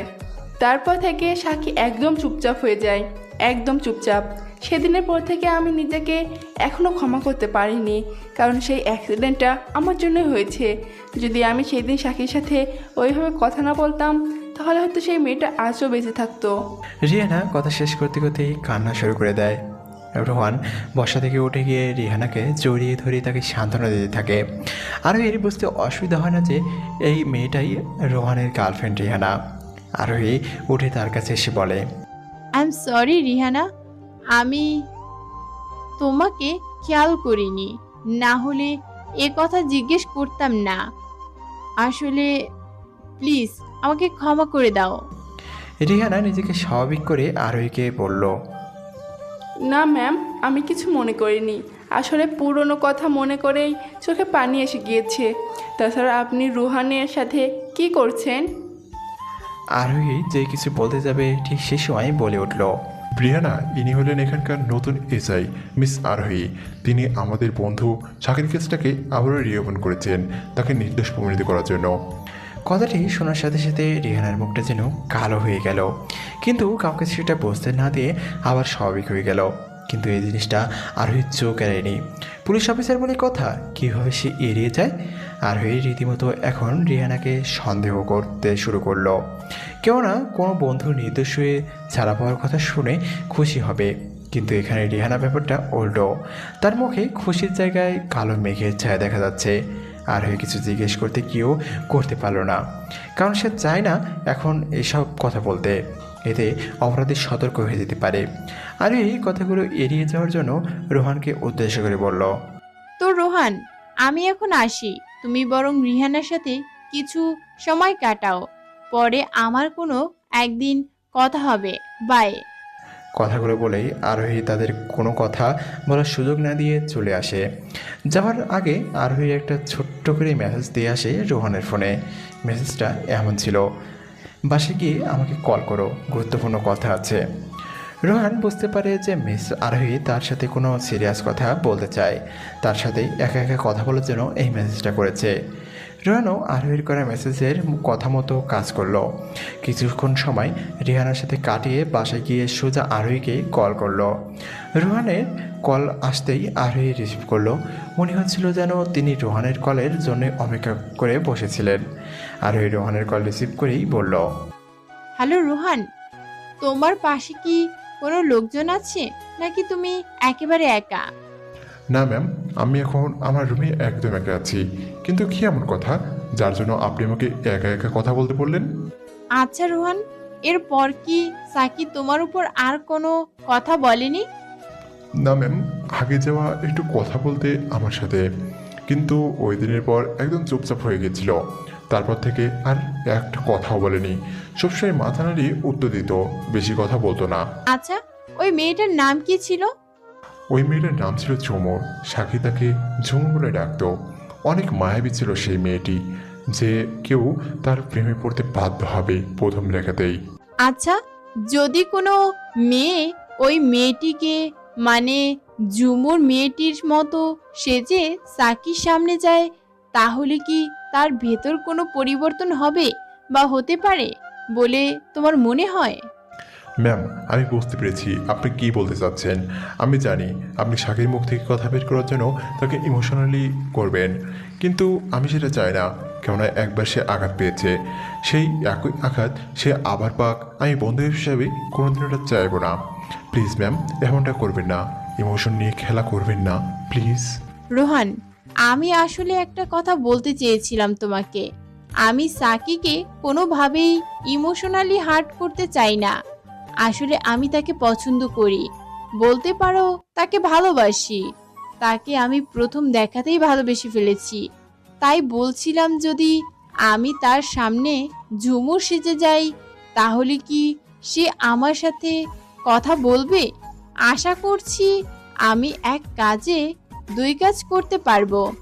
একে তো আমি তার মনে জায়গা করতে পারবো, দ্বিতীয়ত তার মুখ থেকে সব কথা বের করতে পারবো। প্লিজ তুমি আমাকে এই ব্যাপারে সাহায্য করতে পারবে? ম্যাম, আপনি সত্যি বলছেন? আপনি আপনি সাহেবকে ভালোবাসেন? ম্যাম, আপনি আমাকে বাঁচালেন। আমি আমার বন্ধুকে নিয়ে অনেক টেনশনে ছিলাম। সে ধীরে ধীরে একদম মন থেকে ভেঙে পড়েছিল। সে রীতিমতো ডিপ্রেশনে চলে যেতে শুরু করেছিল। আশা করছি আপনি যদি তার জীবনসাথী হলে সে আবারও আগের মতো হয়ে উঠবে, কিন্তু তার জন্য আপনাকে প্রচুর কষ্ট করতে হবে। তবে সমস্যা নেই ম্যাম, আমি আপনার সাথে সবসময় থাকবো। আপনি আমার ভাবি বলে কথা, কিন্তু ম্যাম প্লিজ তার ইমোশন নিয়ে খেলা করবেন না। আপনি যদি সত্যি তাকে ভালোবেসে থাকেন তাহলে তাকে আপন করে তার দুঃখ ভোলানোর চেষ্টা করুন, কিন্তু তার ক্ষতস্থানে আবার নতুন করে আঘাত দেবেন না প্লিজ। আমি আপনার কাছে হাত জোর করে মিনতি করছি।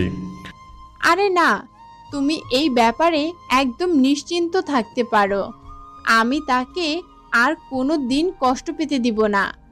আমার ভালোবাসা দিয়ে তার সব দুঃখ কষ্ট ভুলিয়ে দেব। সে আবার নতুন করে জীবন শুরু করবে হেসে খেলে। আমিও তাই চাই। সে যেন আবারও আমাদের মাঝে ফিরে আসে, সে যেন আবারও আগের মতো হয়ে যায়।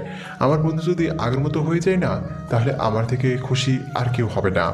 তাকে আমি আমার মাথায় করে নাচাবো, আর সবাইকে বলবো আমার বন্ধু সব থেকে বেস্ট বন্ধু। রোহান, তুমি একটু সাবধানে থেকো প্লিজ। আমার যতদূর মনে হচ্ছে তোমাদের কলেজের কেউই এর সাথে জড়িত আছে, তাই সাবধান, ওকে? একটু থেমে আবার বলল, আচ্ছা, একটা কথা বলি তোমাকে, প্লিজ রাগ করো না। আরে না ম্যাম, আপনি কি যে বলেন, আমি কেন রাগ করব, আপনি বলুন। তার আগে বলো, তোমার সাথে রিহানার সম্পর্ক কতদিনের, আর তুমি তাকে কতদিন ধরে চিনো? ম্যাম, আমার সাথে রিহানার সম্পর্ক আজ 7 মাস হলো। আগামী থেকে প্রায় 1 বছর আগ থেকে পরিচিত। আচ্ছা, তোমার কি মনে হয় সাকির দোষী সাব্যস্ত হওয়ার সাথে রিহানার কোনো সম্পর্ক আছে বা কোনো লিঙ্ক থাকতে পারে কি? তোমার কি মনে হয়? ম্যাম প্লিজ এমন কথা বলবেন না। আমি রিহানাকে প্রচণ্ড রকমের ভালোবাসি। প্লিজ এমন কথা বলবেন না। রোহান, আমি এমন কোনো কথা বলতে বাধ্য হচ্ছি কারণ তুমি রিহানাকে যখন সাকির কেসের ব্যাপারে কথা বলছিলে, তুমি তার মুখের দিকে খেয়াল করনি। আমি তার মুখের দিকে খেয়াল করেছিলাম।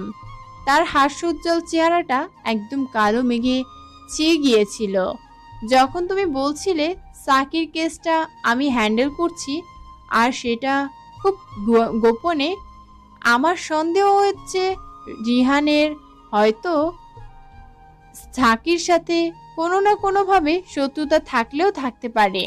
তুমি রিহানার উপর একটু ভালো করে নজর রাখো, তাহলেই ভালো কিছু পরিষ্কার হয়ে যাবে। ম্যাম, সে ভালোবাসায় বিশ্বাস থাকে না, সেটা কোনো ভালোবাসায় না। আপনি প্লিজ এমন কাজ আমাকে করতে বলবেন না। আমি পারবো না। আমি রেহানাকে প্রচণ্ড ভালোবাসি এবং সাথে তাকে অনেক বিশ্বাসও করি।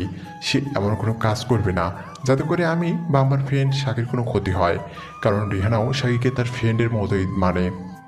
রোহান, আমি জানি তোমার মনের অবস্থা এখন কেমন, কিন্তু প্লিজ একটিবার বোঝার চেষ্টা করো যে ভালোবাসার সন্দেহ না, সে ভালোবাসা বেশি দিন টেকে না। সন্দেহ থেকেই কিন্তু ভালোবাসার সৃষ্টি হয়। তুমি রিহানার ওপর নজর রাখো খুব গোপনে, এতে দুটো কাজ একসাথে হবে। এক, তোমার ভ্রান্ত ধারণা দূর হবে, আর দুই, সাথে আমার কাজ হবে। একটিবার বোঝার চেষ্টা করো তুমি। এখানে আমার তোমার সাহায্য খুবই দরকারি, তোমার ফ্রেন্ডকে নির্দোষ প্রমাণিত করার জন্য। আরের কথা শুনে রোহান কিছুক্ষণ চুপ করে থেকে একটা দীর্ঘ শ্বাস ফেলে বলল, ওকে ম্যাম, ঠিক আছে, আমি আপনার কথাই রাজি। আমি রেহানার উপরে নজর সবসময় রাখবো। কিন্তু ম্যাম, যদি এই পরীক্ষার ফল নেগেটিভ পাই তাহলে আমি নিজেকে কোনোদিনও ক্ষমা করতে পারবো না। ওকে, ঠিক আছে। যদি রিহানা নির্দোষ প্রমাণিত হয় বা তার সাথে যদি কোনো লিংক না থাকে, তাহলে নিজে রিহানার কাছে ক্ষমা চাইব, এবং তোমাদের সম্পর্ক যদি এই ভুল বোঝাবুঝির জন্য ভেঙেও যায়, আমি তার রেসপন্সিবিলিটি নেব। তুমি নিশ্চিন্তে থাকতে পারো। ওকে ম্যাম, ঠিক আছে। আর হ্যাঁ, আমি আপনাকে ঝুমুরির ব্যাপারে সব কালকে বলে দেব। আমার কাছে ঝুমুরির একটা ডায়েরি আছে। আসলে এই ডায়েরিটা আমি শাকির ব্যাগ থেকে চুরি করে নিয়েছিলাম। জানি না কেন ওটা করেছিলাম, কিন্তু হয়তো এটা পরে কাজে লাগবে, তাই নিয়ে রেখেছিলাম। যাই হোক, কালকে বিকালে পার্কে আমি আপনাকে এটা দিয়ে দেব। আপনি ঝুমুরির ডায়েরি পড়ে হয়তো শাকিরকে আপন করে নিতে পারবেন আশা করছি। ওকে, তাহলে রাখি আজকে। আর কালকে পার্কে দেখা হবে কিন্তু। বাই। কথাগুলো বলে আরোহী কল কেটে দিয়ে বিছানায় গাইলিয়ে দিয়ে চোখ বন্ধ করে ভাবতে লাগলো। আচ্ছা, আমি যদি সাকিবকে নিয়ে আমার সামনে হাজির করি, তাহলে কি আমার মা বাবা সাকিকে মেনে নেবে? কেননা সে তো আসামি। আরে ধুর, সে কি আসামি? সে তো কোনো অপরাধ করেনি, তাকে ফাঁসানো হয়েছে। আর আমি বর্তমানে নির্দোষ প্রমাণ করেই ছাড়বো, যে করেই হোক, এবং তাকেই আমি আমার জীবন সঙ্গী করব। দরকার পড়লে আমি আমার বাবা মাকে যে কোনো মূল্যে বুঝিয়ে রাজি করাবো। তারপরেও তাকে কি আমার চাই? কথাগুলো ভাবতে ভাবতে সেদিনের মতো রাত পেরিয়ে গেল। সকালে উঠে নিত্যদিনের মতো আরোহী নাস্তা করে রওনা হলো থানার দিকে। থানায় গিয়ে সে নিজেকে হাজিরা খাতায় হাজির প্রদর্শন করে কিছুক্ষণ পর কেবিনে ফাইল ঘাটাঘাটি করে বেরিয়ে পড়লো কেন্দ্রীয় কারাগারের উদ্দেশ্যে সাকির সাথে দেখা করার জন্য। আরোহী আজ মনে মনে সিদ্ধান্ত নিয়েছে যে সে সাকির ছেলের মধ্যে ঢুকে তার সাথে কথা বলবে। তাই সব প্রস্তুতি নিয়ে সাকির ছেলের সামনে গিয়ে দেখতে পেল সাকি খুব শান্ত সহিত মেঝেতে ঘুমিয়ে আছে, মাথার নিচে দুহাত দিয়ে। আরোহী তার সাথে থাকা কনস্টেবলকে বলল বাইরে দাঁড়িয়ে থেকে পাহারা দিতে, যাতে কেউ ভেতরে না আসতে পারে। কনস্টেবল অর্থাৎ জাহিদ আরোহীর কথা মতো বাইরে দাঁড়িয়ে থাকলো। আরোহীর কনস্টেবল জাহিদকে বাইরে দাঁড় করিয়ে রেখে ভিতরে ঢুকে ঠিক সাকির মাথার সামনে হাঁটু কেটে বসে এক নজরে দেখতে লাগলো তার মায়াবী মুখটা। আরোহী এক নজরে তাকিয়ে আছে তো আছেই, তার দিন দুনিয়ার কোনো খোঁজ নেই। তাকিয়ে থাকতে থাকতে হঠাৎই আরোহী খেয়াল করলো শাকের গোলাপি ঠোঁট জোড়া সুন্দরভাবে স্থির হয়ে রয়েছে, মনে হচ্ছে যেন কোনো কালো গোলাপের পাপড়ি। আরোহী ধীরে ধীরে শাকের মাথায় পাশে বসে পড়ল এবং শাকের মাথায় আস্তে করে তুলে আরোহীর পায়ের উপর রেখে তার মাথায় চুলে আস্তে আস্তে বিলি কাটতে লাগলো। হঠাৎ করেই সাকি ঘুমের মধ্যে আরোহীর একটা হাত আর দু হাতের মধ্যে ধরে হাতের উল্টো পিঠে চুমু খেয়ে বলতে লাগলো, ঝুমুর কেমন আছো তুমি? অনেকদিন পরে তোমার হাতের ছোঁয়া পেলাম, আজ অনেক শান্তি লাগছে জানো, খুব শান্তি লাগছে। আর কতদিন আমাকে এইভাবে স্বপ্নের মধ্যে এসে জ্বালাতন করবে? প্লিজ 3 মাস আমাকে একটু শান্তি মতো থাকতে দাও। 3 মাস পরেই আমি আসছি তোমার কাছে চিরতরে, একসাথে সব সময় কাটাবো, ঘুরবো ফিরবো, কেউ আমাদের মাঝে বাধা দেবে না। আমি আসছি, প্লিজ 3 মাস একটু কষ্ট করো, আমি আসছি তোমার কাছে। আরোই দেখতে পেলেও সাকি কথাগুলো বলছে আর তার চোখের কোণ বেয়ে পানি পড়ছে। আরোই অপলক দৃষ্টিতে তাকিয়ে আছে সাকির ঠোঁটের দিকে। সাকি যখন কান্না করে তখন তার ঠোঁট জোড়া কি সুন্দরভাবে বাঁকিয়ে ওঠে, মনে হয় যেন কোনো পিচ্ছি ছেলে কান্না করছে। আরোই আর নিজেকে ধরে রাখতে পারল না, সাকির ঠোঁটের সাথে নিজের ঠোঁট মিলিয়ে দিল। সাকির ঘুমের মধ্যে কারো উষ্ণ ঠোঁটের ছোঁয়া এবং কারো গরম নিঃশ্বাস অনুভব করতে পারছে। সাকি ঘুমের মধ্যেই আরোহীর চুমুতে রেসপন্স দিতে থাকে। হঠাৎ করেই সাকির ঘুম ভেঙে যায়। সে বুঝতে পারে কেউ তাকে কিস করছে, শুধু কিস করছে না, মনে হচ্ছে যেন তার ঠোঁট থেকেই রস চিপড়ে বের করে নিচ্ছে। সাকি নিজেকে ছাড়িয়ে শোয়া থেকে দাঁড়িয়ে পড়ে। সে মেয়েটির দিকে তাকিয়েই স্থির হয়ে যায়, কারণ এই মেয়ে আর কেউ নয়, বরং এখানকার বর্তমান এসআই মিস আরোহী। সাকির এমন হঠাৎ করে দাঁড়িয়ে পড়া দেখে আরোহী বসা থেকে দাঁড়িয়ে পড়ে। সাকি আরোহীর দিকে তাকিয়ে কিছু বলতে যাবে, ঠিক সেই সময় আরোহী আবারও সাকির উপর হামলা করে, মানে সাকির ঠোঁটের উপর আর কি। আরোহী সাকিকে দেয়ালের সাথে একদম চেপে ধরেছে, এতটা শক্ত করে চেপে ধরেছে সাকি একটুও নড়তে পারছে না। আরোহী তার 2 হাত দিয়ে সাকির 2 হাত ধরে রেখেছে, যার জন্য সে তার হাত নড়াতে পারছে না এবং সাকির পায়ের উপর পা দিয়ে ধরে রেখেছে। মানে সাকিকে সম্পূর্ণ দিক দিয়েই একদম ঘায়েল করে রেখে দিয়েছে।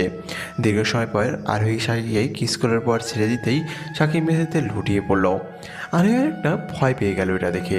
সে সাকির মাথার পাশে হাঁটু গেড়ে বসে তার নাকের সামনে 2 আঙ্গুল নিয়ে দেখতে পেল সাকির নিঃশ্বাস এখনো পড়ছে, কিন্তু খুব ধীরে। আরোহী বুঝতে পারলো সাকি অজ্ঞান হয়ে গেছে। হয়তো বেশি দম চেপে ধরে রাখতে পারেনি, বিধায় অজ্ঞান হয়ে গেছে। এটা দেখে আরোহী মনে মনে বলতে লাগলো, হায় খোদা, এই পিচ্চি ছেলে তো একটা কিস করতে গিয়ে অবস্থা নাজেহাল করে ফেলেছে। তাহলে বাকিটা জীবন আমার সাথে কি করে কাটাবে? ধুর, সমস্যা নেই, আমি তো আছি। আমার পিচ্চি বরটাকে সব দিকে সফল করে তুলবো আমি নিজেই। আর এই কথাগুলো বলতে বলতে সাকির মুখে মুখ লাগিয়ে ফু দিতে লাগলো। কিছুক্ষণ মুখে মুখ লাগিয়ে দিয়ে তার শ্বাসতন্ত্র স্বাভাবিক করে এবং তার বুকের উপর 2 হাত দিয়ে 3 বার ধরে চাপ দিয়ে আবার তার মুখে লাগিয়ে ফু দিয়ে তাকে ধীরে ধীরে হাবিব করে নিয়ে আসলো। এটাকে ডাক্তারি ভাষায় বলে হয় সিপিআর। কিছুক্ষণ এই টেকনিক অ্যাপ্লাই করার পর হঠাৎ করে সাকি কাশতে কাশতে শোয়া থেকে উঠে বসলো। এটা দেখে আরোহী মনে মনে বলতে লাগলো, যাই হোক, ওর অজ্ঞান হয়ে ভালোই হয়েছে। আরো বেশ কিছুক্ষণ ঠোঁটের মিষ্টির স্বাদ নিতে পারলাম। এখন মনে হচ্ছে কেউ ডেইলি অজ্ঞান হয়ে হাজা হতে হবে। সাকিতের সামনে মিস আরোহীকে দেখে ধরফরিয়ে বসা থেকে উঠে দাঁড়ালো এবং তার থেকে কম করে 10 হাত দূরে গিয়ে দাঁড়ালো। সাকির এমন বাচ্চামো কাজ দেখে আরোহী আর নিজেকে হাসি চেপে রাখতে পারল না। সেবার শব্দ করে হাসতে শুরু করলো। সাকি আরোহীর হাসি দেখে যেন তার মধ্যে আবারও নতুন করে একটা ভালোবাসার সৃষ্টি হলো। প্রথম কোনো মেয়ের দিকে সাকি আবারও হা করে তাকিয়ে আছে। সাকি যেন এখন নিজের মধ্যেই নেই, সে হারিয়ে গেছে আরোহীর মুখের সেই পাগল করা হাসির ভেতর। কি সুন্দর হাসি, হাসি থেকে মুক্ত ঝরে পড়ছে পাগল করে সেই হাসি। আরোহী তার হাসি থামিয়ে দেখতে পেল সাকি তার দিকে অবলোক দৃষ্টিতে তাকিয়ে আছে। এটা দেখে আরোহী কিছুটা লজ্জা পেলেও পরবর্তীতে নিজেকে সামলিয়ে তাকে জিজ্ঞেস করলো, এই যে মিস্টার, এভাবে তাকিয়ে আছেন কেন? সাকি আরোহীর কথা শুনে কিছুটা ভেবাচেয়ে খেয়ে যায়। সাকি কি বলবে খুঁজে পাচ্ছে না, চুপ করে মাথা নিচু করে দাঁড়িয়ে রইল। আরোহী সাকির এমন ইনসেন্ট ফেস দেখে নিজেকে রাগ ফেসটাকে ধরে রাখতে পারল না। আরোহী সাকির মাথা নিচু করে থাকা দেখে জিজ্ঞাসা করলো, কোনো দোষ না করে এভাবে যদি তুমি সারা জীবন মাথা নিচু করে থাকো, তাহলে হয়তো অন্যের দোষ তোমার ঘাড়ে পড়তে বাধ্য, যা বর্তমান সিচুয়েশনে তুমি আছো। সাকি আরোহীর কথা শুনে তার দিকে প্রশ্নসূচক দৃষ্টিতে তাকিয়ে রইল। আরোহী সাকির দিকে তাকিয়ে থাকা দেখে এটা তার ছেলের হাসি দিয়ে বলল, এভাবে আমার দিকে তাকিয়ে থেকে লাভ নেই। আমি জানি তুমি অপরাধ করনি, তোমাকে ফাঁসানো হয়েছে। তবুও তুমি কেন নিজেকে বাঁচানোর চেষ্টা করনি? যেখানে পুরো ভার্সিটির স্টুডেন্ট তোমার পক্ষে রয়েছে, তবু কেন তুমি চুপ ছিলে? কেন মাথা নিচু করেছিলে? তুমি নিজেকে কি মনে করো? কোনো মহাপুরুষ মনে করো যে কিনা অন্যের পাপ নিজে বইবে? তুমি শুধু একটা বার বলো দাও তুমি কিছু করনি, আমি সবকিছু সামলে নিব। কারণ আমি আবারও তোমার কেসটা রিওপেন করেছি তোমাকে নির্দোষ প্রমাণিত করার জন্য। তুমি একটিবার বলে দাও তুমি এসবে কিছুই জানো না, তোমার কোনো হাত নেই। আমি তোমাকে কথা দিচ্ছি, তোমার সম্পূর্ণ জীবন ব্যবস্থার দায়িত্ব আমি নেব। সাকি আরোহীর কথা শুনে তার হাত থেকে নিজের হাত ছাড়িয়ে নিয়ে তার থেকে খানিকটা দূরে গিয়ে হাসতে শুরু করলো। কিছু সময় হাসার পর তাকিয়ে নিজের হাসি থামিয়ে ধরা গলায় বলল, কী লাভ এই জীবন রেখে, যে জীবনে না পেয়েছি আমার বাবা মায়ের ভালোবাসা আর না পেয়েছি নিজের ভালোবাসার মানুষকে। সব কিছু হারিয়ে আমি হয়ে গেছি একদম নিঃস্ব। এই নিঃস্ব জীবন কারোর জন্য রেখে লাভ নেই। সাকির কথা আরোহী কিছু বুঝতে না পেরে জিজ্ঞাসা করলো, মানে তুমি কি বলতে চাচ্ছ? আমি তোমার কথা কিছুই বুঝতে পারছি না, একটু পরিষ্কার করে বলবে আমাকে? আরোহীর কথা শুনে সাকিব দিকে মুখ করে বলতে শুরু করলো, যখন একটি ছেলে একটু বড় হয় তখন তার বাবা মায়ের ভালোবাসা সবচেয়ে বেশি দরকার পড়ে। কেননা বাবা মায়ের ভালোবাসা ছাড়া সেই ছেলেটি কোনোভাবেই সুশিক্ষা বা সুবুদ্ধি দুটোর একটাও পায় না। ঠিক তেমনি আমার জন্ম দেওয়ার পর আমার বাবা মা আমার জন্মের পর আমাকে একটা আয়ার কাছেই আমাকে রেখে তারা বিদেশে চলে যায়। ধীরে ধীরে বড় হতে থাকি বাবা মায়ের ভালোবাসা ছাড়াই। তাদের ভালোবাসা কি আমি আজও বুঝতে পারিনি। এরপর নিজেকে কোনো সময় একা মনে করিনি আমি, যদিও বা আমি সবসময় একা একা থাকতাম, কারণ আমার একাকিত্ব খুব ভালো লাগতো। আমি ভেবেছিলাম আমার এই অগোছানো জীবনকে কেউ একজন এসে জীবনটাকে আবারও সাজিয়ে গুছিয়ে দিবে, আমাকে নতুনভাবে বাঁচতে শেখাবে।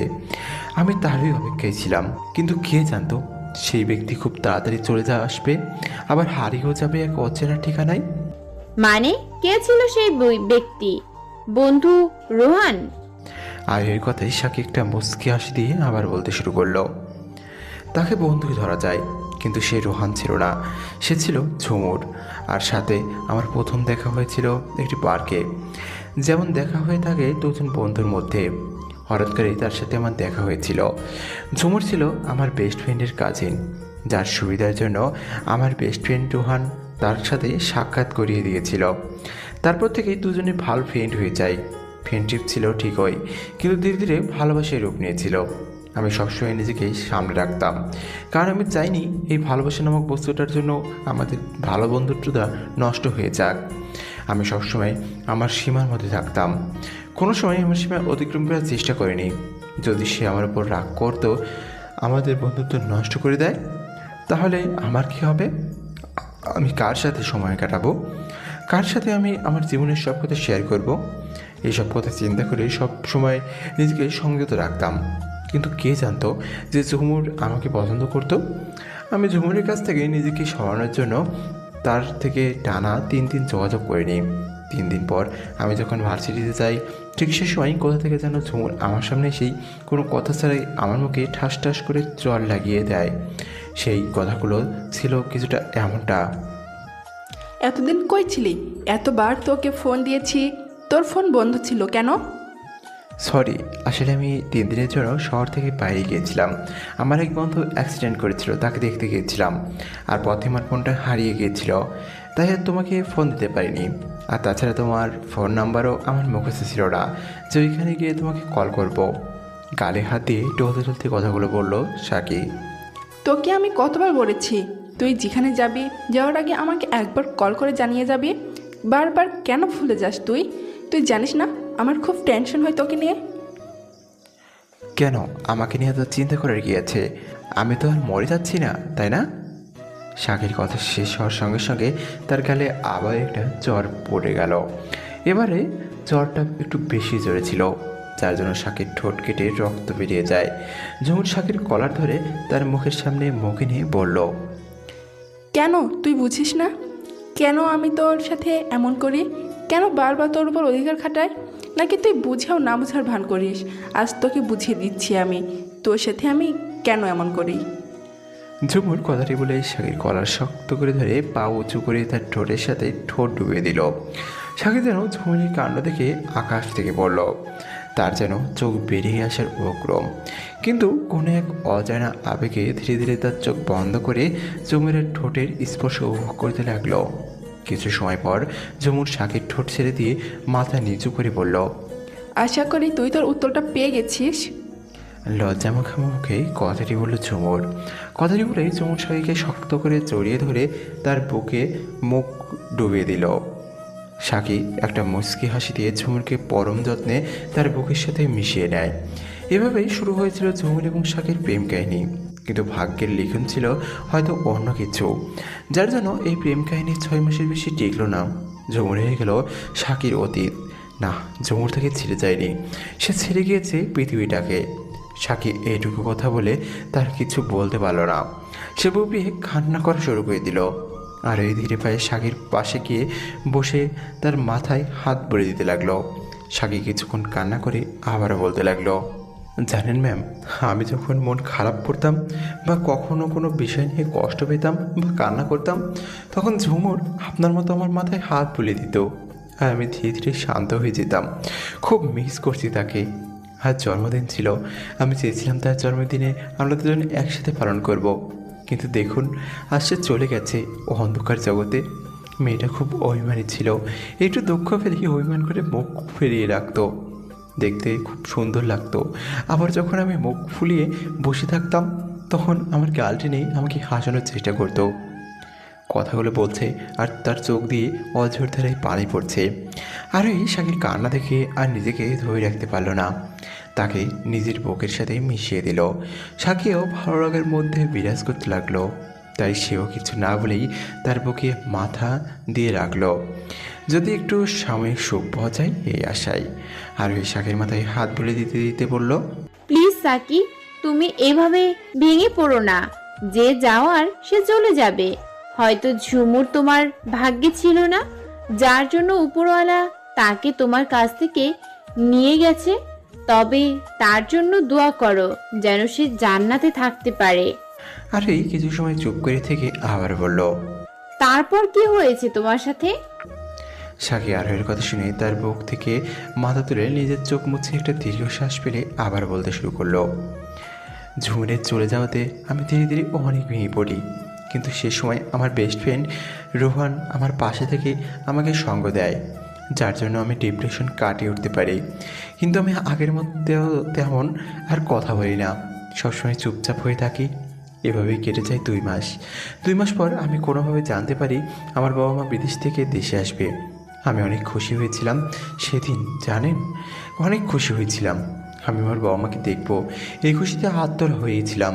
কিন্তু কে জানতো এই খুশি হয়ে যাবে আমার ফাঁসির দড়ি। আমি কিছু বুঝতে পারলাম না, আমাকে কি আর একটু বুঝিয়ে বলতে পারবে? শাকি আরোহীর পাশ থেকে উঠে একটু দূরে দাঁড়িয়ে আর এদিকে পিঠ দিয়ে মাথা নিচু করে বলতে লাগলো। সময়টা ছিল রাত 9:30। আমি খুশি মনে বাবা মায়ের সাথে দেখা করার জন্য তারা যে হোটেলে উঠেছিল সেই হোটেলের দিকে রওনা হই। যেতে যেতে রাত 10টার মতো বেজে যায়। আমি হোটেলে প্রবেশ করি, সেখানে রিসেপশন থেকে জানতে পারি আমার বাবা মা 510 নম্বর রুমে আছেন। আমি খুশি মনে দৌড়ে বাবা মার রুমের দিকে যাত্রা শুরু করি। আমি রুমের সামনে গিয়ে দেখতে পাই রুমের দরজা খোলা। আমি অতটা তোয়াক্কা না করে রুমের দরজা ঠেলে রুমের মধ্যে প্রবেশ করি। ঠিক সেই সময় একজন আমার মাথায় ভারী বস্তু দিয়ে আঘাত করে আর আমার চোখ দুটো ঝাপসা হয়ে আসে। তবে আমি জ্ঞান হারানোর আগে সেই ব্যক্তির চেহারাটা একবার দেখেছিলাম, কিন্তু স্পষ্ট নয়। তিনি ছিলেন আমার বাবার বয়সী, মুখে ছিল কাঁচা পাকা দাড়ি আর তার গলায় স্বর্ণের চেন ছিল। বেশ এটুকুই, আর কিছু দেখতে পাইনি। পরে যখন জ্ঞান ফেরে আমি তখন শুয়েছিলাম মেঝেতে। আমার জ্ঞান ফিরতেই আমি দেখতে পাই আমার সামনে 3টে লাশ পড়ে আছে। প্রথমবার আমার সামনেগুলো লাশ দেখে আমি খুব ভয় পেয়ে যাই, কিন্তু বুকে সাহস এনে সামনে এগিয়ে যাই কার লাশ হতে পারে এটা দেখার জন্য। আমি সামনে গিয়ে প্রথমে পুরুষটিকে চিৎ করে শুয়ে দেখি এটা আমার বাবার নিথদেহ পড়ে আছে। তার গলা কাটা হয়েছে, রক্তে রুমের ফ্লোর ভেসে আছে। আমি নিজেকে কিছুতেই সামলাতে পারছিলাম না। তারপরেও কাঁপা কাঁপা হাতে আমি পরের লাশটা দেখতেই আমার বুকটা যেন মোচড় দিয়ে উঠলো, কারণ পরের লাশটা ছিল আমার মায়ের, যাকে কিনা পেটে ছুরি মারা হয়েছিল। একবার নয়, লাগাতার কয়েকবার মারা হয়েছিল। তবে আমি অবাক হয়েছিলাম বাবা মায়ের পাশে দ্বিতীয় লাশটা দেখে, যা ছিল একটি মেয়ের। বয়স হয়তো আমার থেকে কিছুটা কম ছিল, হয়তো বা 23 বছরের মতো ছিল। রুমটি অন্ধকার হওয়ার জন্য আমি তেমন কিছু এটা দেখতে পাচ্ছিলাম না। কিন্তু হঠাৎ করেই রুমের লাইট জ্বলে উঠতে মেঝেতে দেখতে পাই সামনে যে লাশটি পড়ে আছে সেই মেয়েটির গায়ে একটি সুতাও ছিল না, পুরো লগ্নে দেখে পড়েছিল মেঝেতে। তাকে দেখে বোঝা যাচ্ছিল তাকে কেউ রেপ করে হত্যা করেছে। আমি যেই মেয়ের তার গায়ে হাত দিতে যাব ঠিক সে সময় রুম ঠেলে পুলিশ প্রবেশ করলো। তারপর তো জানেনি, প্রমাণ সহ আমাকে দোষী সাব্যস্ত করে ফাঁসির হুকুম দেয়। কথাগুলো বলে কিছুক্ষণ চুপ করে থেকে মেঝেতে ধপ করে হাঁটু গেড়ে বসে পড়লো। তারপর কান্না করতে করতে বলল, জানেন ম্যাম, ওই তৃতীয় লাশটা ছিল আমার বোনের। হ্যাঁ ম্যাম, হ্যাঁ আমার বোন ছিল, ওটা আমার বোন ছিল, আমার বাবা মায়ের দ্বিতীয় সন্তান ছিল। কথাগুলো বলেই শাকিয়া নিজেকে ধরে রাখতে পারলো না, জোরে জোরে কান্না করতে শুরু করে দিল। আর এই বুঝতে পারছে এই সময় শাকির সাথে কথা না বলাই ঠিক হবে, তাই আরোহী ধীরে ধীরে শাকির ছেলের থেকে বেরিয়ে আসতে যাচ্ছিল। আরোহী দরজা খুলে যেই বাইরে যাবে ঠিক সেই সময় শাকি তার চোখের জল মুছে মুচকি হাসি দিয়ে বলতে লাগলো, জানেন ম্যাম, আমার না অনেক খুশি খুশি লাগছে, কেন জানি না, তবে অনেক খুশি লাগছে। হয়তো আমি আমার পরিবারের মানুষ এবং ভালোবাসার মানুষের কাছে যেতে চলেছি খুব শীঘ্রই, তাই হয়তো এত খুশি লাগছে। কথাগুলো বলেই সাকি উচ্চস্বরে হাসা আরম্ভ করলো। আরোহী সাকির মনের অবস্থা বুঝতে পেরে আর কোনো কথা না বলে সেল থেকে বেরিয়ে আসলো। আজ আরোহীর যেন চোখের জল বাদ মানছে না, তারও অনবরত পানি পড়েই যাচ্ছে। আরোহী সাকির সেল থেকে বেরিয়ে একটি বেঞ্চের উপর বসে মনে মনে বলতে লাগলো, একটা ছেলে ছোটবেলা থেকেই এতটা অবহেলিত, তবুও সে দিব্যি নিজের কষ্ট বুকে পাথর চাপা দিয়ে সবার সামনে হেসে খেসে বেড়াতো। শেষমেশ তার ভালোবাসা পাওয়ার জন্য একটি ভালোবাসার মানুষ খুঁজে পেয়েছিল, কিন্তু ভাগ্য সেটাও তার কাছ থেকে ছিনিয়ে নিল। পরিশেষে তার বাবা মার কাছে যখন সে ভালোবাসার দাবি করতে গিয়েছিল, তারাও আর বেঁচে থাকলো না। নিয়তি কেন এত নিষ্ঠুর হয়? কেন শুধু মানুষকে কাঁদায়? না, আমাকে ভেঙে পড়লে চলবে না। যেভাবেই হোক, যে করেই হোক, আমি সাকিকে নির্দোষ প্রমাণিত করেই ছাড়বো। সে অনেক অনেক কষ্ট পেয়েছে, আর কষ্ট পেতে দেব না। ওকে আপন করে নেব, আর আমার ভালোবাসা দিয়ে সব কষ্ট ভুলিয়ে দেওয়ার চেষ্টা করব। আর কয়েকটা দিন আমাকে সময় দাও সাকি, আমি তোমাকে কথা দিচ্ছি, আমি তোমাকে এখান থেকে বের করেই ছাড়বো। আরোহী কথাগুলো বলেই বেঞ্চ থেকে উঠে নিজের চোখ মুছতে মুছতে বেরিয়ে পড়ল থানার উদ্দেশ্যে। সে তার কেবিনে বসে কিছু সময় কাজ করে বিকালবেলায় পার্কে গেল রেহানার সাথে দেখা করতে। আরোহী রোহানের সাথে দেখা করে কিছুক্ষণ গল্প করে তার থেকে ঝুমুর ডায়েরি নিয়ে নিল, যাতে লেখা আছে সে কী কী পছন্দ করত আর কী কী করতো সাকির জন্য। আরোহী রোহানের কাছ থেকে ডায়েরি নিয়ে তাকে বলল, তোমার কাজ কেমন চলছে? কোনো ক্লু কি পেয়েছো? না ম্যাম, আমি এখনো কোনো ক্লু পাইনি। তবে আমারও কেমন যেন দিন দিন রিহানার উপর সন্দেহ আছে। আমার কেন জানি না মনে হচ্ছে শাকির দোষী সাব্যস্ত হওয়ার পেছনে তার হাত আছে বা থাকতে পারে। মাথা নিচু করে রোহানের কথাটি বলল, তুমি এক কাজ করো, তুমি তোমার সাথে আরো কিছু জন বিশ্বস্ত বন্ধুরা মিলে রিহানার উপর নজর রাখো। দেখো সে কার কার সাথে দেখা করছে, কি কথা বলছে। দরকার পড়লে তুমি তার কল হ্যাক করে নাও, যাতে করে কোনো ক্লু পাওয়া যায়। ওকে ম্যাম, আমি আপনার কথা মতো কাজ করব। তবে ম্যাম, শাকির কি কোনো কথা বলেছে আপনার সাথে? হ্যাঁ, একটু একটু এখন কথা বলছে, আর আশা করি সামনে আরো কথা বলবো। কারণ আমি ঝুমুরের সবকিছু কপি করে তার সামনে যাব। সে কথা না বলে কোথায় যাবে তখন? আস্তে আস্তে তাকে আমার নিজের মায়ায় বেঁধে ফেলবো। ওকে ম্যাম, আপনি আপনার মতো কাজ করে যান। আশা করি খুব শীঘ্রই পজিটিভ ফল পাবেন। তবে ম্যাম, একটু সাবধানে থাকবেন, কারণ আর যাই হোক আপনি তার হৃৎপিণ্ডে আঘাত করতে যাচ্ছেন। একটু খেয়াল করবেন। একটু এদিক ওদিক হলে কিন্তু হিতে বিপরীত হতে পারে। আশা করি বুঝতে পেরেছেন আমি কী বলেছি। আরে চিন্তা করো না, এমন কিছুই হবে না। আমি ঠিকঠাক মতোই এগিয়ে যাব। পুলিশ অফিসার বলে কথা। এমন আরও কিছু কথা বলে তারা দুজন দুজনের পথে হাঁটা ধরল। অর্থাৎ রোহানের বাসার এবং আরোহীর বাসায় প্রবেশ করে প্রতিদিনের ন্যায় আজও আরোহী তার বাবা মায়ের সাথে খেতে খেতে গল্প করতে লাগলো। গল্প করা শেষ হলে সবাই যার যার রুমে চলে গেল, কিন্তু আরোহী রুমে সেই ডায়েরি খুলে পড়তে বসে গেল, যাতে করে সে আগামীকাল থেকেই শাকির মন জয় করার কাজে লেগে পড়তে পারে। আরোহী সারা জেগে ঝুমুরের ডায়েরিতে পড়তে লাগলো। আরোহী ডায়েরির এক একটা শব্দ পড়ছে আর তার চোখ দিয়ে টপ টপ করে পানি ঝরছে। ঝুমুর মেয়েটা শাকিরকে খুবই ভালোবাসতো। তাকে নিয়ে ছোট থেকে ছোট ঘটে যাওয়া ঘটনাগুলো সে লিপিবদ্ধ করে রেখেছে তাদের ঘটে যাওয়া অনেক ঘটনা। হতে পারে ছোট ছোট ঘটনা, কিন্তু তার মধ্যে লুকিয়ে আছে হাজারো পাহাড় সমান ভালোবাসা। ঝুমুরের ডায়েরি থেকে আরোহী এটা বুঝতে পারলো যে ঝুমুর অনেক আগে থেকেই শাকিকে ফলো করে আসছে, আর সে অনেক আগে থেকেই শাকিকে পছন্দ করত। আর শেষমেশ ঝুমুর শাকির সাথে দেখা করে তার কাজিন রোহানের মাধ্যমে। কিন্তু আরোহী এটা পড়ে খুবই অবাক হলো যে সেদিন ঝুমুরের অ্যাক্সিডেন্ট হয়েছিল, সেদিন শাকির সাথে ব্রেকআপ করার জন্যই যাচ্ছিল।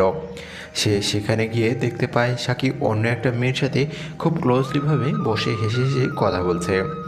ঝুমুর প্রথমে খানিকটা কষ্ট পেলেও পরে নিজেকে বুঝ দিয়ে সামলিয়ে নেয় যে সে অন্য একটা মেয়েকে পেয়ে গেছে, মানে তার ভালোবাসার মানুষ খুব কষ্ট পাবে না তাকে ছাড়া।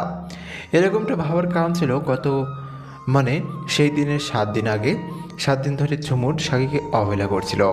হয়তো সেই অবহেলার কারণে সাকি বুঝে গিয়েছিল ঝুমুর অন্য কাউকে পেয়ে গেছে, তাই সাকিও অন্য কাউকে খুঁজে নিয়েছে। কথাগুলো পড়ে আরোহী মনে মনে বলতে থাকে, ও, তার মানে এই কথা। তাহলে ঝুমুর এমনিতেই কয়েকদিন পর মারা যেত, তাই সে আগেই এসেছিল সাকির সাথে কথা বলে ব্রেকআপ করার জন্য। কিন্তু সেদিন সাকির সাথে থাকা রেহানের গার্লফ্রেন্ডকে নিয়ে দেখে ভুল বুঝে চলে যায়, কিন্তু সে তো শান্ত ছিল। তাহলে কেন অ্যাক্সিডেন্ট হলো? তার মানে কি অ্যাক্সিডেন্ট করানো হয়েছে? কিন্তু এমনটা কে করবে আর কেনই বা করবে? এই সকল কথা চিন্তা করতে করতে আরোহী ঘুমিয়ে পড়ল। পরের দিন সকালবেলা আরোহী ঘুম থেকে উঠে ফ্রেশ হয়ে এসে ভাবতে লাগলো, আজ থেকে আমাকে 3 দিকের কাজ সামলাতে হবে। 1, সাকিকে ইমপ্রেস করতে হবে। 2, ঝুমুরের কথার মর্ম বের করতে হবে। আর 3, সাকিকে ফাঁসিয়েছে যে সেটা বের করতে হবে। আল্লাহকে জানতো এই কেসে এত কষ্ট করতে হবে। অবশ্য যাই হোক, এটা আমার প্রথম কেস, তাই আমি আমার প্রথম কেস আমার সর্বোচ্চ চেষ্টা দিয়ে সলভ করার চেষ্টা করব। না, চেষ্টা নয়, সলভ করেই ছাড়বো ইনশাল্লাহ। আমি পারবই, আমাকে পারতেই হবে। অন্য কারোর জন্য হোক না, সাকির জন্য আমাকে পারতেই হবে। একটা নতুন জীবন দান করতে হবে। কথাগুলো ভাবতে ভাবতে আরোহী নাস্তা শেষ করে ডিউটির জন্য রওনা হয়। ডিউটির ফাঁকে মাঝে মাঝে কেন্দ্রীয় কারাগারে গিয়ে সাকির সাথে দেখা করে আসে এবং তাকে নানাভাবে ইমপ্রেস করার চেষ্টা করে এবং সবশেষে বেরিয়ে পড়ে সাকিকে নির্দোষ প্রমাণ করার জন্য প্রমাণের খোঁজে, খুবই গোপনে। আর অন্যদিকে কেউ একজন পায়ের উপর পা দিয়ে সোফায় বসে সিগারেট টানছে আর মনের সুখে হাসছে আর বলছে, আমাকে ধরা এতটা সহজ নয় এসআই মিস আরোহী। আপনি কোনোদিনও আমাকে ধরতে পারবেন না, কারণ আমি খুব নিখুঁতভাবে প্ল্যান বানিয়ে রেখেছিলাম এবং সে প্ল্যান মাফিক কাজ করেছি। আমাকে ধরার কোনো প্রশ্নই ওঠে না। তারপর চেষ্টা করে দেন মিস আরোহী। কথাগুলো বলেই আবার সেই ব্যক্তি হাসতে শুরু করে। এভাবে কেটে গেল 2টি মাস, আর মাত্র হাতে আছে 1 মাস সাকিকে নির্দোষ প্রমাণ করে তাকে নতুন জীবন শুরু করিয়ে দেওয়ার জন্য। 2 মাসে আরোহীর উপর অনেক দখল গেছে, কিন্তু তবুও আরোহী তার প্রথম কাজ অর্থাৎ সাকিকে ইমপ্রেস করার কাজে সফলতা লাভ করতে পারেনি, কারণ সে সবসময় মাথা নিচু করে বসে থাকে। তার সামনে যদি কেউ মরেও যায় তবুও তার দিকে সে ফিরেও তাকাবে না, এমন অবস্থা। কিন্তু আরোহী হাল ছাড়েনি, সে তার মতো চেষ্টা করেই যাচ্ছে সাকিকে ইমপ্রেস করার জন্য। এভাবে আরও বেশ কিছুদিন যাওয়ার পর আরোহী তার রুমে বসে ভাবতে লাগলো, আচ্ছা, সাকি তো আমার দিকে ফিরেও তাকাচ্ছে না। এমন হওয়ার মানে কি? সাকি কি নিজেকে আটকে রেখেছে, নাকি ও একজন ফাঁসির আসামি হতে সময় কম? এসব ভেবে কি লাভ? এরকমটা ভাবছে। আমার তো মনে হয় সাকি এমনটাই ভাবছে, তা না হলে এতদিনে আমার প্রেমে ফিদা হয়ে যেত। কেননা আমি বারবার তার ঝুমুরের সেজেই তার সামনে গিয়েছিলাম। সে আমাকে না হোক একবার তো ঝুমুরের দিকে ফিরে তাকাতো। হয়তো সে এরকম ভেতর থেকে এখনো যেতে চাচ্ছে না। তার শেষ দিনের জন্য সে অপেক্ষা করছে, সেটা মন থেকে মেনে নিয়েছে যে সে সেই দিনের জন্য অপেক্ষা করছে বা করবে। সে দেখা করবে তার বাবা মা এবং তার ভালোবাসার সাথে। যদি সে এমনটা করে তাহলে তো কোনো দিনও আমার দিকে ফিরেও তাকাবে না। আচ্ছা, আপাতত তার চিন্তাটা একটু সাইডে রাখি, বাকি দুটো থিম নিয়ে একটু কাজ করা যাক। আরোহী কিছু সময় ধরে ঝুমুরের ডায়েরি পড়তে লাগলো। সে খুব মনোযোগ দিয়ে পড়তে লাগলো। প্রত্যেকটা শব্দ, প্রত্যেকটা অক্ষরকে সে খেয়াল করে পড়তে লাগলো এবং শেষমেশ এত বড় একটা শখ পেল। আরোহী বিশ্বাস করতে পারছে না যে সাকির সব থেকে কাছের মানুষ তাকে ধোঁকা দিয়েছে। হ্যাঁ, সব থেকে কাছের মানুষ। এই প্রথম সাথে বাকি প্রমাণগুলো জোড়া লাগিয়ে আরোহী একটা বিশ্বজয়ের হাসি আসলো। কিন্তু কিছুক্ষণ পরেই সেই হাসিটা আবারও উধাও হয়ে গেল, কারণ আরোহীর হাতে আর মাত্র কয়েক ঘন্টা সময় আছে। হ্যাঁ, শাকের 3 মাস সময় শেষ হয়ে গেছে। আজ রাত 12:01 শাকের ফাঁসি। এখন ঘড়িতে 10:20 আরোহী এটা দেখে সঙ্গে সঙ্গেই লাফিয়ে বিছানা থেকে নেমে তৈরি হয়ে সকল প্রমাণ সঙ্গে নিয়ে রওনা হলো কেন্দ্রীয় কারাগারের উদ্দেশ্যে। কিন্তু কে জানতো যে পথে আরোহীর জন্য অপেক্ষা করছে ঘোর বিপদ। কেন কিছু মাঝপথে তাকে আটকে দিতে পারে, তাকে আটকে দেওয়ার জন্য দাঁড়িয়ে রয়েছে। হ্যাঁ, ঠিকই ধরেছেন, সেই অচেনা ব্যক্তি যে কিনা শাহীকে ফাঁসিয়েছে আর তার সব সম্পত্তি কেড়ে নিতে চাইছে। আরোহী তার পার্সোনাল গাড়ি নিয়ে খুব স্পিডে গাড়ি চালিয়ে যাচ্ছে কেন্দ্রীয় কারাগারের ফাঁসির কার্যক্রম বন্ধ করতে। হঠাৎ করেই মাঝপথে এসে গাড়ির চাকা লিক হয়ে যায়, যার জন্য গাড়ির সামনে এগোতে পারে না। আরোহী গাড়ি থেকে নামে চেক করার জন্য। আরোহী গাড়ির চাকার দিকে লক্ষ্য করে দেখে পায়ে চাকার সাথে কয়েকটা লোহা লেগে আছে, অর্থাৎ কেউ জেনে বুঝে তাকে লেট করানোর জন্য এই ব্যবস্থা করে রেখেছে। আরোহী অশিট বলে গাড়ির চাকায় লাথি মেরে কাউকে ফোন দেওয়ার জন্য পকেট থেকে মোবাইল বের করে। কিন্তু আরোহী যখন ফোনের দিকে নজর দিতে ব্যস্ত ছিল, ঠিক সেই সময়ে কেউ তাকে পেছন থেকে মাথায় আঘাত করার জন্য ছুটে আসে। লোকটি যেই আরোহীকে আঘাত করতে যাবে, ঠিক সেই সময় আরোহী পেছনে না ঘোরা অবস্থায় তার বাম হাত দিয়ে সেই ব্যক্তির লাঠি ধরে ফেলে। পেছনে না ফিরে বলতে লাগে, আমি ছোটবেলা থেকে শুনে আসছি সামনে থেকে যারা মারতে আসে তাদের নাকি সিংহের বাচ্চা বলে, আর পেছন থেকে অ্যাটাক করে তারা হলো নামকরা শূকরের বাচ্চা। কথাটি বলেই আরোহী পেছনে ঘুরে সেই লোকটির গলা বরাবর একটা ঘুষি মারতেই সে জায়গায় মাটিতে লুটিয়ে পড়ল। আরোহীর সামনে তাকিয়ে দেখে আরও গোটা 7-8 জনের মতো লোক দাঁড়িয়ে আছে এবং তাদের সামনে আরোহী উল্টো দিকে ঘুরে দাঁড়িয়ে আছে একটা হন্ডি ফোড়া লোক। আরোহী বুঝতে পারল এই সেই অজানা ব্যক্তি যাকে ধরতে আরোহী ছদ্মবেশ নিয়ে এখানে এসেছে। আরোহী এক পায়ে সামনের লোকদের মধ্যে একজন লোক হাতে একটা ধারালো অস্ত্র নিয়ে তার দিকে তেড়িয়ে আসতে শুরু করলো। আরোহী একটা মুচকি হাসি মুখে টেনে সামনের দিকে ধীরে ধীরে এগোতে লাগলো। সামনে থেকে তেড়িয়ে আসা লোকটা যে আরোহীকে আঘাত করে যাবে, ঠিক সময় আরোহী তার কোমরে গুজে রাখা ওয়ান হ্যান্ড অ্যাক্স তার গলা বরাবর কোপ মেরে দেহ থেকে মাথা আলাদা করে ফেলল।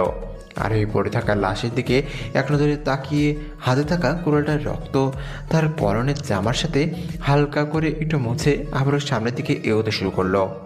আরোহী সামনের দিকে এগোতেই এবার আর একজন নয়, পুরো 5 জন একসঙ্গে আরোহীর দিকে দৌড়ে আসতে শুরু করলো।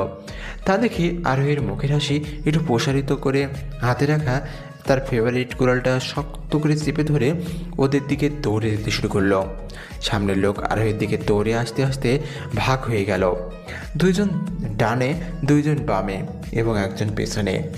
ওকে দূরে যেতে তার হাত একবার ডানে আবার বামে এমন করে 2বার আঘাত করে শেষমেশ পেছনে থাকা ছেলেটার মাথা বরাবর তার গোড়ালটা কেটে ফেলল। আর ওই পেছনে ফিরে দেখে সামনে 4 জন পেট ধরে শুয়ে আছে, অর্থাৎ আরোহীর সামনে 4 জন পেট বরাবর আঘাত করে তারা সেখানে মাটিতে লুটিয়ে পড়ে। শেষমেশ পেছনে থাকা ব্যক্তির মাথায় তার হাতের কোড়াল গেঁথে ফেলে। আরোহী সবাইকে মেরে সামনের দিকে তাকাতেই দেখতে পেল হন্ডি ভরা লোকটি তার দিকে ফিরে হাতে তালি বাজাতে বাজাতে তার দিকে এগিয়ে আসছে। আরোহী ব্যক্তিটির দিকে এগিয়ে যেতে যেতে মুখে একটা প্রসারিত হাসি টেনে পড়ল। কেমন আছেন মিস্টার রোহান ওরফে কালু ভাই? আরে মিস এসআই যে, তো কেমন দিনকাল যাচ্ছে মিস আরোহী? হ্যাঁ, আপনারা ঠিকই শুনেছেন, হন্ডিপাড়া লোকটা আর কেউ নয় বরং শাকির ফ্রেন্ড রোহান, যার নাম হলো কালো ভাই। সে কিনা মোস্ট ওয়ান্টেড মার্ডার কেসের আসামি। আজ পর্যন্ত সে কম করে হলেও 20 জন মার্ডার করেছে। শুধু তাই নয়, তার সঙ্গে রয়েছে অবৈধ ব্যবসা, ধোঁকাবাজি এবং নারী পাচার সহ আর ছোটোখাটো অনেক কেস। আজ পর্যন্ত যত পুলিশ অফিসার তার বিরুদ্ধে অ্যাকশন নিয়েছে তাদের সবাইকে সে গুম করে ফেলেছে। এদিকে তাদের লাশের অংশবিশেষও পাওয়া যায়নি। শেষমেশ তার কেসটা ওভারমহল মানে সিবিআই এর কাছে হস্তান্তর করা হয়। তো মিস্টার রোহান ওরফে কালু ভাই, আপনার কোনো শেষ ইচ্ছা আছে কি? থাকলে বলতে পারেন, যথাযথ পূরণ করার চেষ্টা করব। আর এর কথা শুনে কালু ভাই মানে রোহান উচ্চস্বরে হাসতে শুরু করলো। সে হাসি থামিয়ে বলল, আরে ম্যাম, আমার কথা বাদ দিন। আপনি কিভাবে মুহূর্তে পছন্দ করবেন সেটা আমাকে বলে দিন, আমি আপনার শেষ ইচ্ছাটা পূরণ করেই ছাড়ব। একটি বার পিছনে তাকিয়ে দেখুন। রোহানের কথা শুনে আরোহী পিছনে তাকিয়ে দেখতে পেল কম করে হলেও 100 জন ছেলেপেলে তার পিছনে অবস্থান করছে। সবার হাতে রয়েছে বিভিন্ন ধরনের মারাত্মক অস্ত্র। আরোহী এগুলো দেখে একটা মুচকি হাসি দিয়ে তার হাতে থাকা ওয়াকি টকিতে বলল, শিকার নিজেই শিকারীর কাছে চলে এসেছে। শাট দেম। আরোহীর কথাগুলো বলার সঙ্গে সঙ্গে কোথা থেকে যেন শুধুমাত্র একের পর এক গুলি বর্ষণ হতে থাকলো। এক একটা গুলি এক একটা নিশানা। আরোহী গুলির শব্দগুলো শুনছে আর উচ্চস্বর হেসে যাচ্ছে। কিছু সময় পর রোহান আরোহীর পিছনে তাকিয়ে দেখতে পেল তার সকল ছেলেপেলেগুলো মাটিতে লুটিয়ে পড়েছে। এটা দেখে তার মাথায় যেন আকাশ ভেঙে পড়ল, কারণ সে আজ পর্যন্ত কোনোদিন কোনো পুলিশ অফিসারের কাছে হেরে যায়নি, কিন্তু আজ সে এক পুলিশ অফিসারের সামনে হেরে গেল, তাও আবার একটা মেয়ে। রোহান রাগী দুঃখে তার কোমর থেকে পিস্তল বের করে আরোহীর কপালে ঠেকিয়ে বলতে লাগলো, তুই এটা কি করলি? আমি আস্তে আস্তে আমার সাম্রাজ্য তৈরি করেছিলাম, আর তুই এক মুহূর্তে সব কিছু ধ্বংস করে দিলি। তোকে তো আমি আজ এখানে গিয়ে জ্যান্ত হতে ফেলবো। রোহান কথাগুলো বলেই পিস্তলের টিকার চাপতেই সে অবাক হয়ে গেল, কারণ পিস্তল থেকে কোনো প্রকার গুলি বের হচ্ছে না। এটা দেখে আরোহী আবার উচ্চস্বরে হাসতে লাগলো আর বলতে লাগলো, আরে তুই যে গুলিটা চালাবি তার আগে দেখবি না যে পিস্তলের মধ্যে গুলি আছে কিনা? মানে কি বলছিস তুই? আরে ভয় পাচ্ছিস কেন? এইটুকুতেই দম ফুস হয়ে গেল। আরে তাহলে কি আর করার? Officer, take him. আরোহীর কথায় পিছন থেকে তার কয়েকজন পুলিশ অফিসার এসে রোহনের হাতে হাত করা পরিয়ে তাদের গাড়িতে টানতে টানতে নিয়ে যেতে লাগলো। রোহন একটা শয়তানি হাসি দিয়ে আরোহীর দিকে ফিরে বলল, ম্যাম, আপনি আমাকে ভেতরে ঢুকিয়ে বড় একটা ভুল করে ফেললেন। আমি আবারও ফিরে আসবো, আবার দেখা হবে সুইটহার্ট। মিস্টার কালু ভাই, আপনি হয়তো ভুলেই গিয়েছেন পিস্তলে গুলি থাকাকালীন সেটাকে লোড করার তারপর গুলি করতে হয়। রোহনের পিস্তল লোড করতে করতে আরোহী কথাটি বলল। তারপর রোহন বলল, মানে? মানেটা হলো উপরে এগিয়ে খুঁজছিস, গুড বাই, পরপরে ভালো থাকিস। কথা শেষ করার সঙ্গে সঙ্গেই আরোহী ধারাম করে গুলি করলো। গুলিটি পিস্তল থেকে পেরিয়ে রোহানের কপাল ছিদ্র করে মাথার পিছন সাইড দিয়ে পেরিয়ে গেল। শুধু রাস্তার উপর পড়ে রইল রোহানের তার নিথর দেহ। আরোহী রোহানের নিথর দেহের দিকে তাকিয়ে একটা শয়তানি হাসি দিয়ে সবার উদ্দেশ্যে বলল, উপর মহলে বলে দেব গোলাগুলি করার সময় রোহান ওরফে কালু ভাই এনকাউন্টারে মারা গিয়েছে, মনে থাকবে তো? আরোহীর কথা শুনে উপস্থিত সব পুলিশ অফিসার মুখে বাঁকা হাসি টেনে ইয়েস ম্যাম বলে সবাই রোহানের লাশ সহ আশেপাশে পড়ে থাকা সকল লাশ নিয়ে যেতে লাগলো। এমন সময় আরোহী তার হাতে থাকা ঘড়ির দিকে খেয়াল করলো। ঘড়ির দিকে তাকিয়েই বলল, ও শিট, 11:40 বেজে গেছে, আর মাত্র 20 মিনিট সময় আছে। আবার আমার গাড়িটা নষ্ট হয়ে গেছে, এখন আমি কি করি? আরোহী এসব কথা চিন্তা করছিল। এমন সময় কোথা থেকে যেন কনস্টেবল জাহিদ পুলিশের গাড়ি নিয়ে আরোহীর সামনে হাজির হয়ে দরজা খুলে দিয়ে বলল, ম্যাম, জলদি উঠুন, নাহলে কিন্তু অনেকক্ষণ সময় নষ্ট হয়ে যাবে। আরোহী জাহিদের কথা একটু মুচকি হাসি দিয়ে চটচল্লি করে গাড়িতে উঠে বসতেই জাহিদ ঝড়ের বেগে গাড়ি ছুটে যেতে লাগলো। আরোহী জাহিদের দিকে তাকিয়ে বলল, তুমি জানলে কি করে আমি এখানে আছি? আমি তোমাকে কিছুই বলিনি।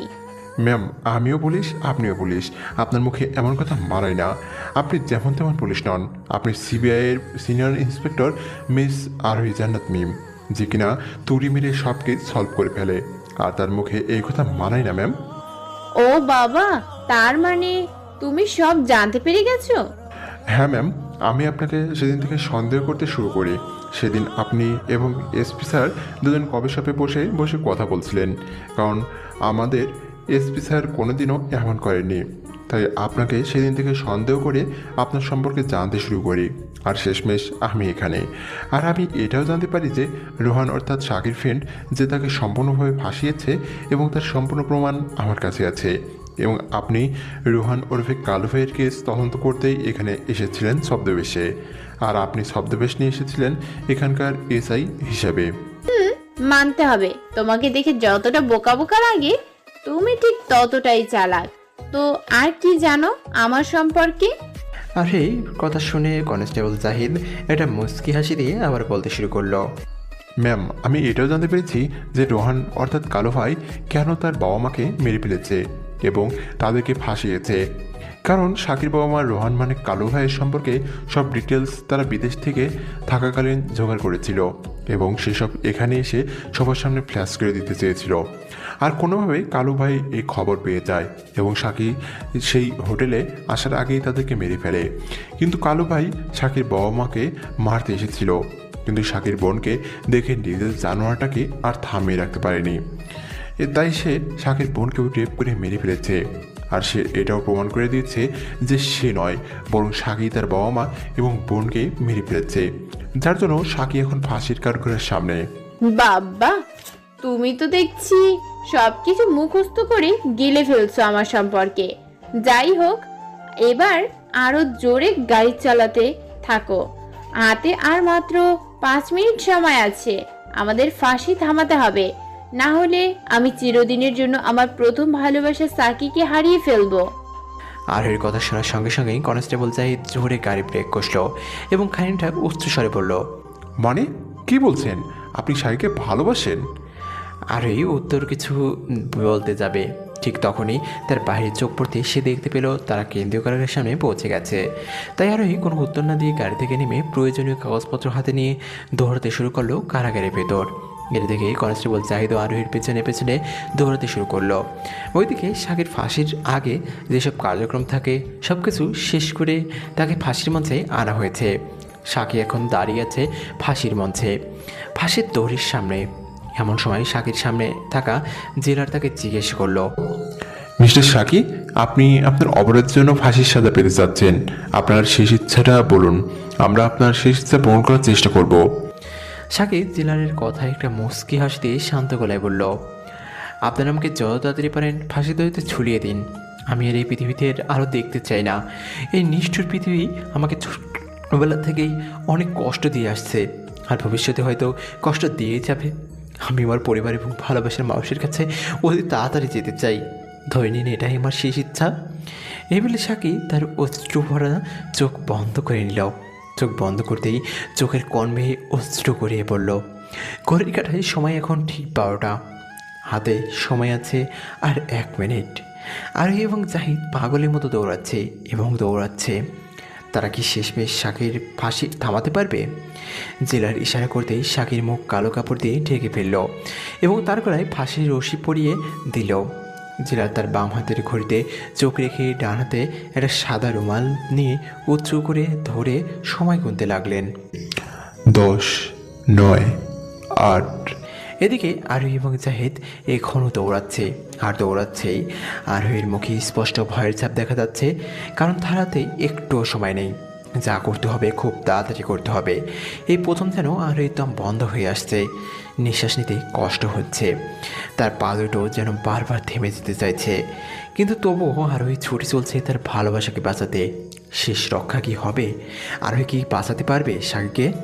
অন্যদিকে জেলার গুনছে 7, 6, 5। জেলার 5 কাউন্ট করতে জলাদ একদম প্রস্তুত হয়ে সুইচে হাত রাখলো। যেই সুইচ চাপতেই শাকের গলায় শক্ত হয়ে পড়বে ফাঁসির দড়ি। শাকের মনে হচ্ছে তার সময়টাকে কেউ স্থির করে রেখেছে, তার সময় যেন যাচ্ছে না। এক একটা সেকেন্ড এক একটা ঘন্টার মতো মনে হচ্ছে। তার সামনে বারবার ভেসে উঠছে আরোহীর মায়াবী চেহারাটা। কেন এমন হচ্ছে সে বুঝতে পারছে না। 4, 3, 2। জেলার এক বলেই ফাঁসি দড়ি শক্ত হয়ে আটকে যাবে শাকির গলার সাথে। ভাবতে ভাবতে একটা লম্বা নিঃশ্বাস ফেলে মরণের স্বাদ গ্রহণ করার জন্য নিজেকে প্রস্তুত করে নিল। ইতেল S47 বলতে ঠিক তখনই একজন পিছন থেকে চিৎকার করে বলে উঠল, ফাঁসি বন্ধ করুন, এক্ষুনি বন্ধ করুন ফাঁসি। জেলার যেই বলতে যাবে ঠিক সেই সময়ই কারো চিৎকার শুনে তার কাউন্ট থামিয়ে দিয়ে পেছনে ফিরে তাকাতেই দেখতে পেল SI আরোহী, তার সাথে কনস্টেবল জাহিদ। জেলার তাদের দিকে এগিয়ে গিয়ে বলল, মানে কি? আপনি কেন বললেন ফাঁসি বন্ধ করতে জন্য? আপনি জানেন না ফাঁসির কার্যক্রম বন্ধ করা যায় না? এটা বেআইনি কাজ। আপনি একজন আইনের রক্ষক হয়ে এতটা কাজ করতে পারলেন? জেলারের কথা শুনে আরোহী আর দেরি না করে তার পকেট থেকে সিবিআইয়ের কার্ড বের করে দেখাতেই জেলার একদম চুপ হয়ে গেল। এবার আরোহী বলতে শুরু করলো, কোনটা আইনি আর কোনটা বেআইনি এটা আমাকে শেখাতে আসবেন না। আমি এই সব রকম পরিস্থিতি নিয়েই ফাঁসি থামাতে এসেছি। এই নিন, এর মধ্যে সমস্ত প্রমাণ আছে, যা যথেষ্ট সাকিকে নির্দোষ প্রমাণ করার জন্য। এখন ফাঁসি থামান। জেলার আরোহীর কাছ থেকে কাগজপত্র নিয়ে দেখে সবাইকে ইশারা করতেই ফাঁসির কার্যক্রম বন্ধ করে দেওয়া হলো। জল্লাদ গিয়ে শাকির মুখের উপর থেকে কালো কাপড় সরিয়ে ফেলল। শাকি তখনও চোখ বন্ধ করেছিল। যখন তার চোখের সামনে থেকে কাপড় সরিয়ে ফেলা হলো, তাহলে সে ধীরে ধীরে তার চোখ হলে তার সামনে আরোহীকে দাঁড়িয়ে থাকতে দেখে কিছুটা হকচকে উঠল। শাকি কাঁপা কাঁপা কণ্ঠে বলে উঠল, আমি কি বেঁচে আছি নাকি মরে গেছি? কেউ বলতে পারেন? শাকির কথা শুনে মুহূর্তে যেন আরোহীর চোখ রক্তই লাল বর্ণ হয়ে গেল। আরোহী উচ্চস্বরে বলল, এই মুহূর্তে আমি এই জায়গা ফাঁকা দেখতে চাই, এক্ষুনি। আরোহীর কথা শুনে সবাই মুহূর্তেই সে জায়গায় ফাঁকা করে চলে গেল। এখন শুধু আরোহী এবং তার সামনে শাকি দাঁড়িয়ে আছে। শাকি এতটাই ভয় পেয়ে আছে যে আরোহীর চোখের সাথে চোখ মেলাতেই পারছে না। তার চোখ দিয়ে যেন আগুনের ফুলকি বের হচ্ছে, যা শাকিকে ঝলসে দেবে। কিছুক্ষণ শাকির দিকে অগ্নিমূর্তি ধারণ করে তাকিয়ে থেকে বলল, খুব মরার শখ তোর, তাই না? তোকে এক্ষুনি আমি মেরে ফেলবো। আরোহী কথাগুলো বলেই শাকির কলার ধরে টেনে 4 ঠোঁট এক করে দিল। শাকি কোনো মতেই আরোহীকে তার কাছ থেকে সরাতে পারছে না। আরোহী শাকিকে কিস করে যাচ্ছে তো করেই যাচ্ছে। মনে হচ্ছে যেন কোনো তৃষ্ণার্ত পথিক মরুভূমিতে পানির উৎস পেয়েছে, যা সে মন ভরে পান করছে। দীর্ঘ 10 মিনিট শাকির ঠোঁটের উপর অত্যাচার করার পর আরোহী শাকিকে ছেড়ে দিল। শাকি ছাড়া পেতেই যেন তার দেহে প্রাণ ফিরে এলো। সে হাঁপাতে হাঁপাতে একদম নাজেহাল অবস্থা, তার প্রায় বন্ধ হয়ে এসেছিল দম। আর একটু হলেই হয়তো সে দম বন্ধ হয়ে মারা যেত। আরোহী একটা শয়তানি হাসি দিয়ে শাকিকে 2 গালে হাত দিয়ে বলল, কি সোনা, মজা পেয়েছো? মরণটা কি জিনিস সেটা কি বুঝতে পেরেছো একটু হলেও? তোমাকে প্রতিদিন আমি এমন অত্যাচার করব, তোমার মরার অনেক শখ, তাই না? তোমাকে আমি প্রতিনিয়ত আমার প্রেমের সাগরে ডুবিয়ে ডুবিয়ে মারবো। আর এই কথাগুলো বলেই শাকিকে শক্ত করে জড়িয়ে ধরে ফুপিয়ে কান্না শুরু করে দিল। আর ওই কান্না করতে করতে বলল, আমি তোমাকে ভালোবাসি সাকিব, খুব ভালোবেসে ফেলেছি তোমাকে। যেদিন তোমাকে প্রথম দেখেছিলাম সেদিনই তোমাকে আমার ভালো লেগেছিল, কিন্তু পরে নিজেকেই ধিক্কার দিয়েছিলাম যে তুমি একজন আসামি। কিন্তু পরবর্তীতে তোমার সম্পর্কে জেনে আরো ভালোবাসতে শুরু করি। আমি তোমাকে এতটাই ভালোবেসে ফেলেছি যে তোমাকে ছাড়া আমি নিজেকে কল্পনা করতে পারি না। আমি তোমার মাঝে নিজের অস্তিত্ব খুঁজে পাই। আমি জানি তোমার আগেও একজন ভালোবাসার মানুষ ছিল যে তোমাকে ছেড়ে চলে গিয়েছে, কিন্তু তুমি হয়তো জানতে না সে অসুস্থ ছিল, তার ক্যান্সার ছিল ফাইনাল স্টেজে। সে চাইলেই বেঁচে থাকতে পারতো না, তাই সেদিন তোমার সাথে দেখা করতে এসেছিল সেদিন। তারপর আর ঝুমুরের ব্যাপারে সব কিছু বলতে থাকলো। সব কিছু খুলে বলল, কেন সে তাকে অবহেলা করেছিল, কেন সে তার সাথে ব্রেকআপ করতে চেয়েছিল। সব কিছু শুনে শাকির নিজেকে আরোহীর কাছ থেকে ছাড়িয়ে চোখের পানি ছেড়ে দিয়ে বলল, আমি এক্ষুনি ঝুমুরের কাছে যেতে চাই। আপনি কি আমাকে ঝুমুরের কবরের সামনে নিয়ে যেতে পারবেন প্লিজ? আরোহী শাকির কথায় সায় দিয়ে শাকিকে গাড়িতে উঠিয়ে ঝুমুরের কবরের সামনে এসে দাঁড়ালো।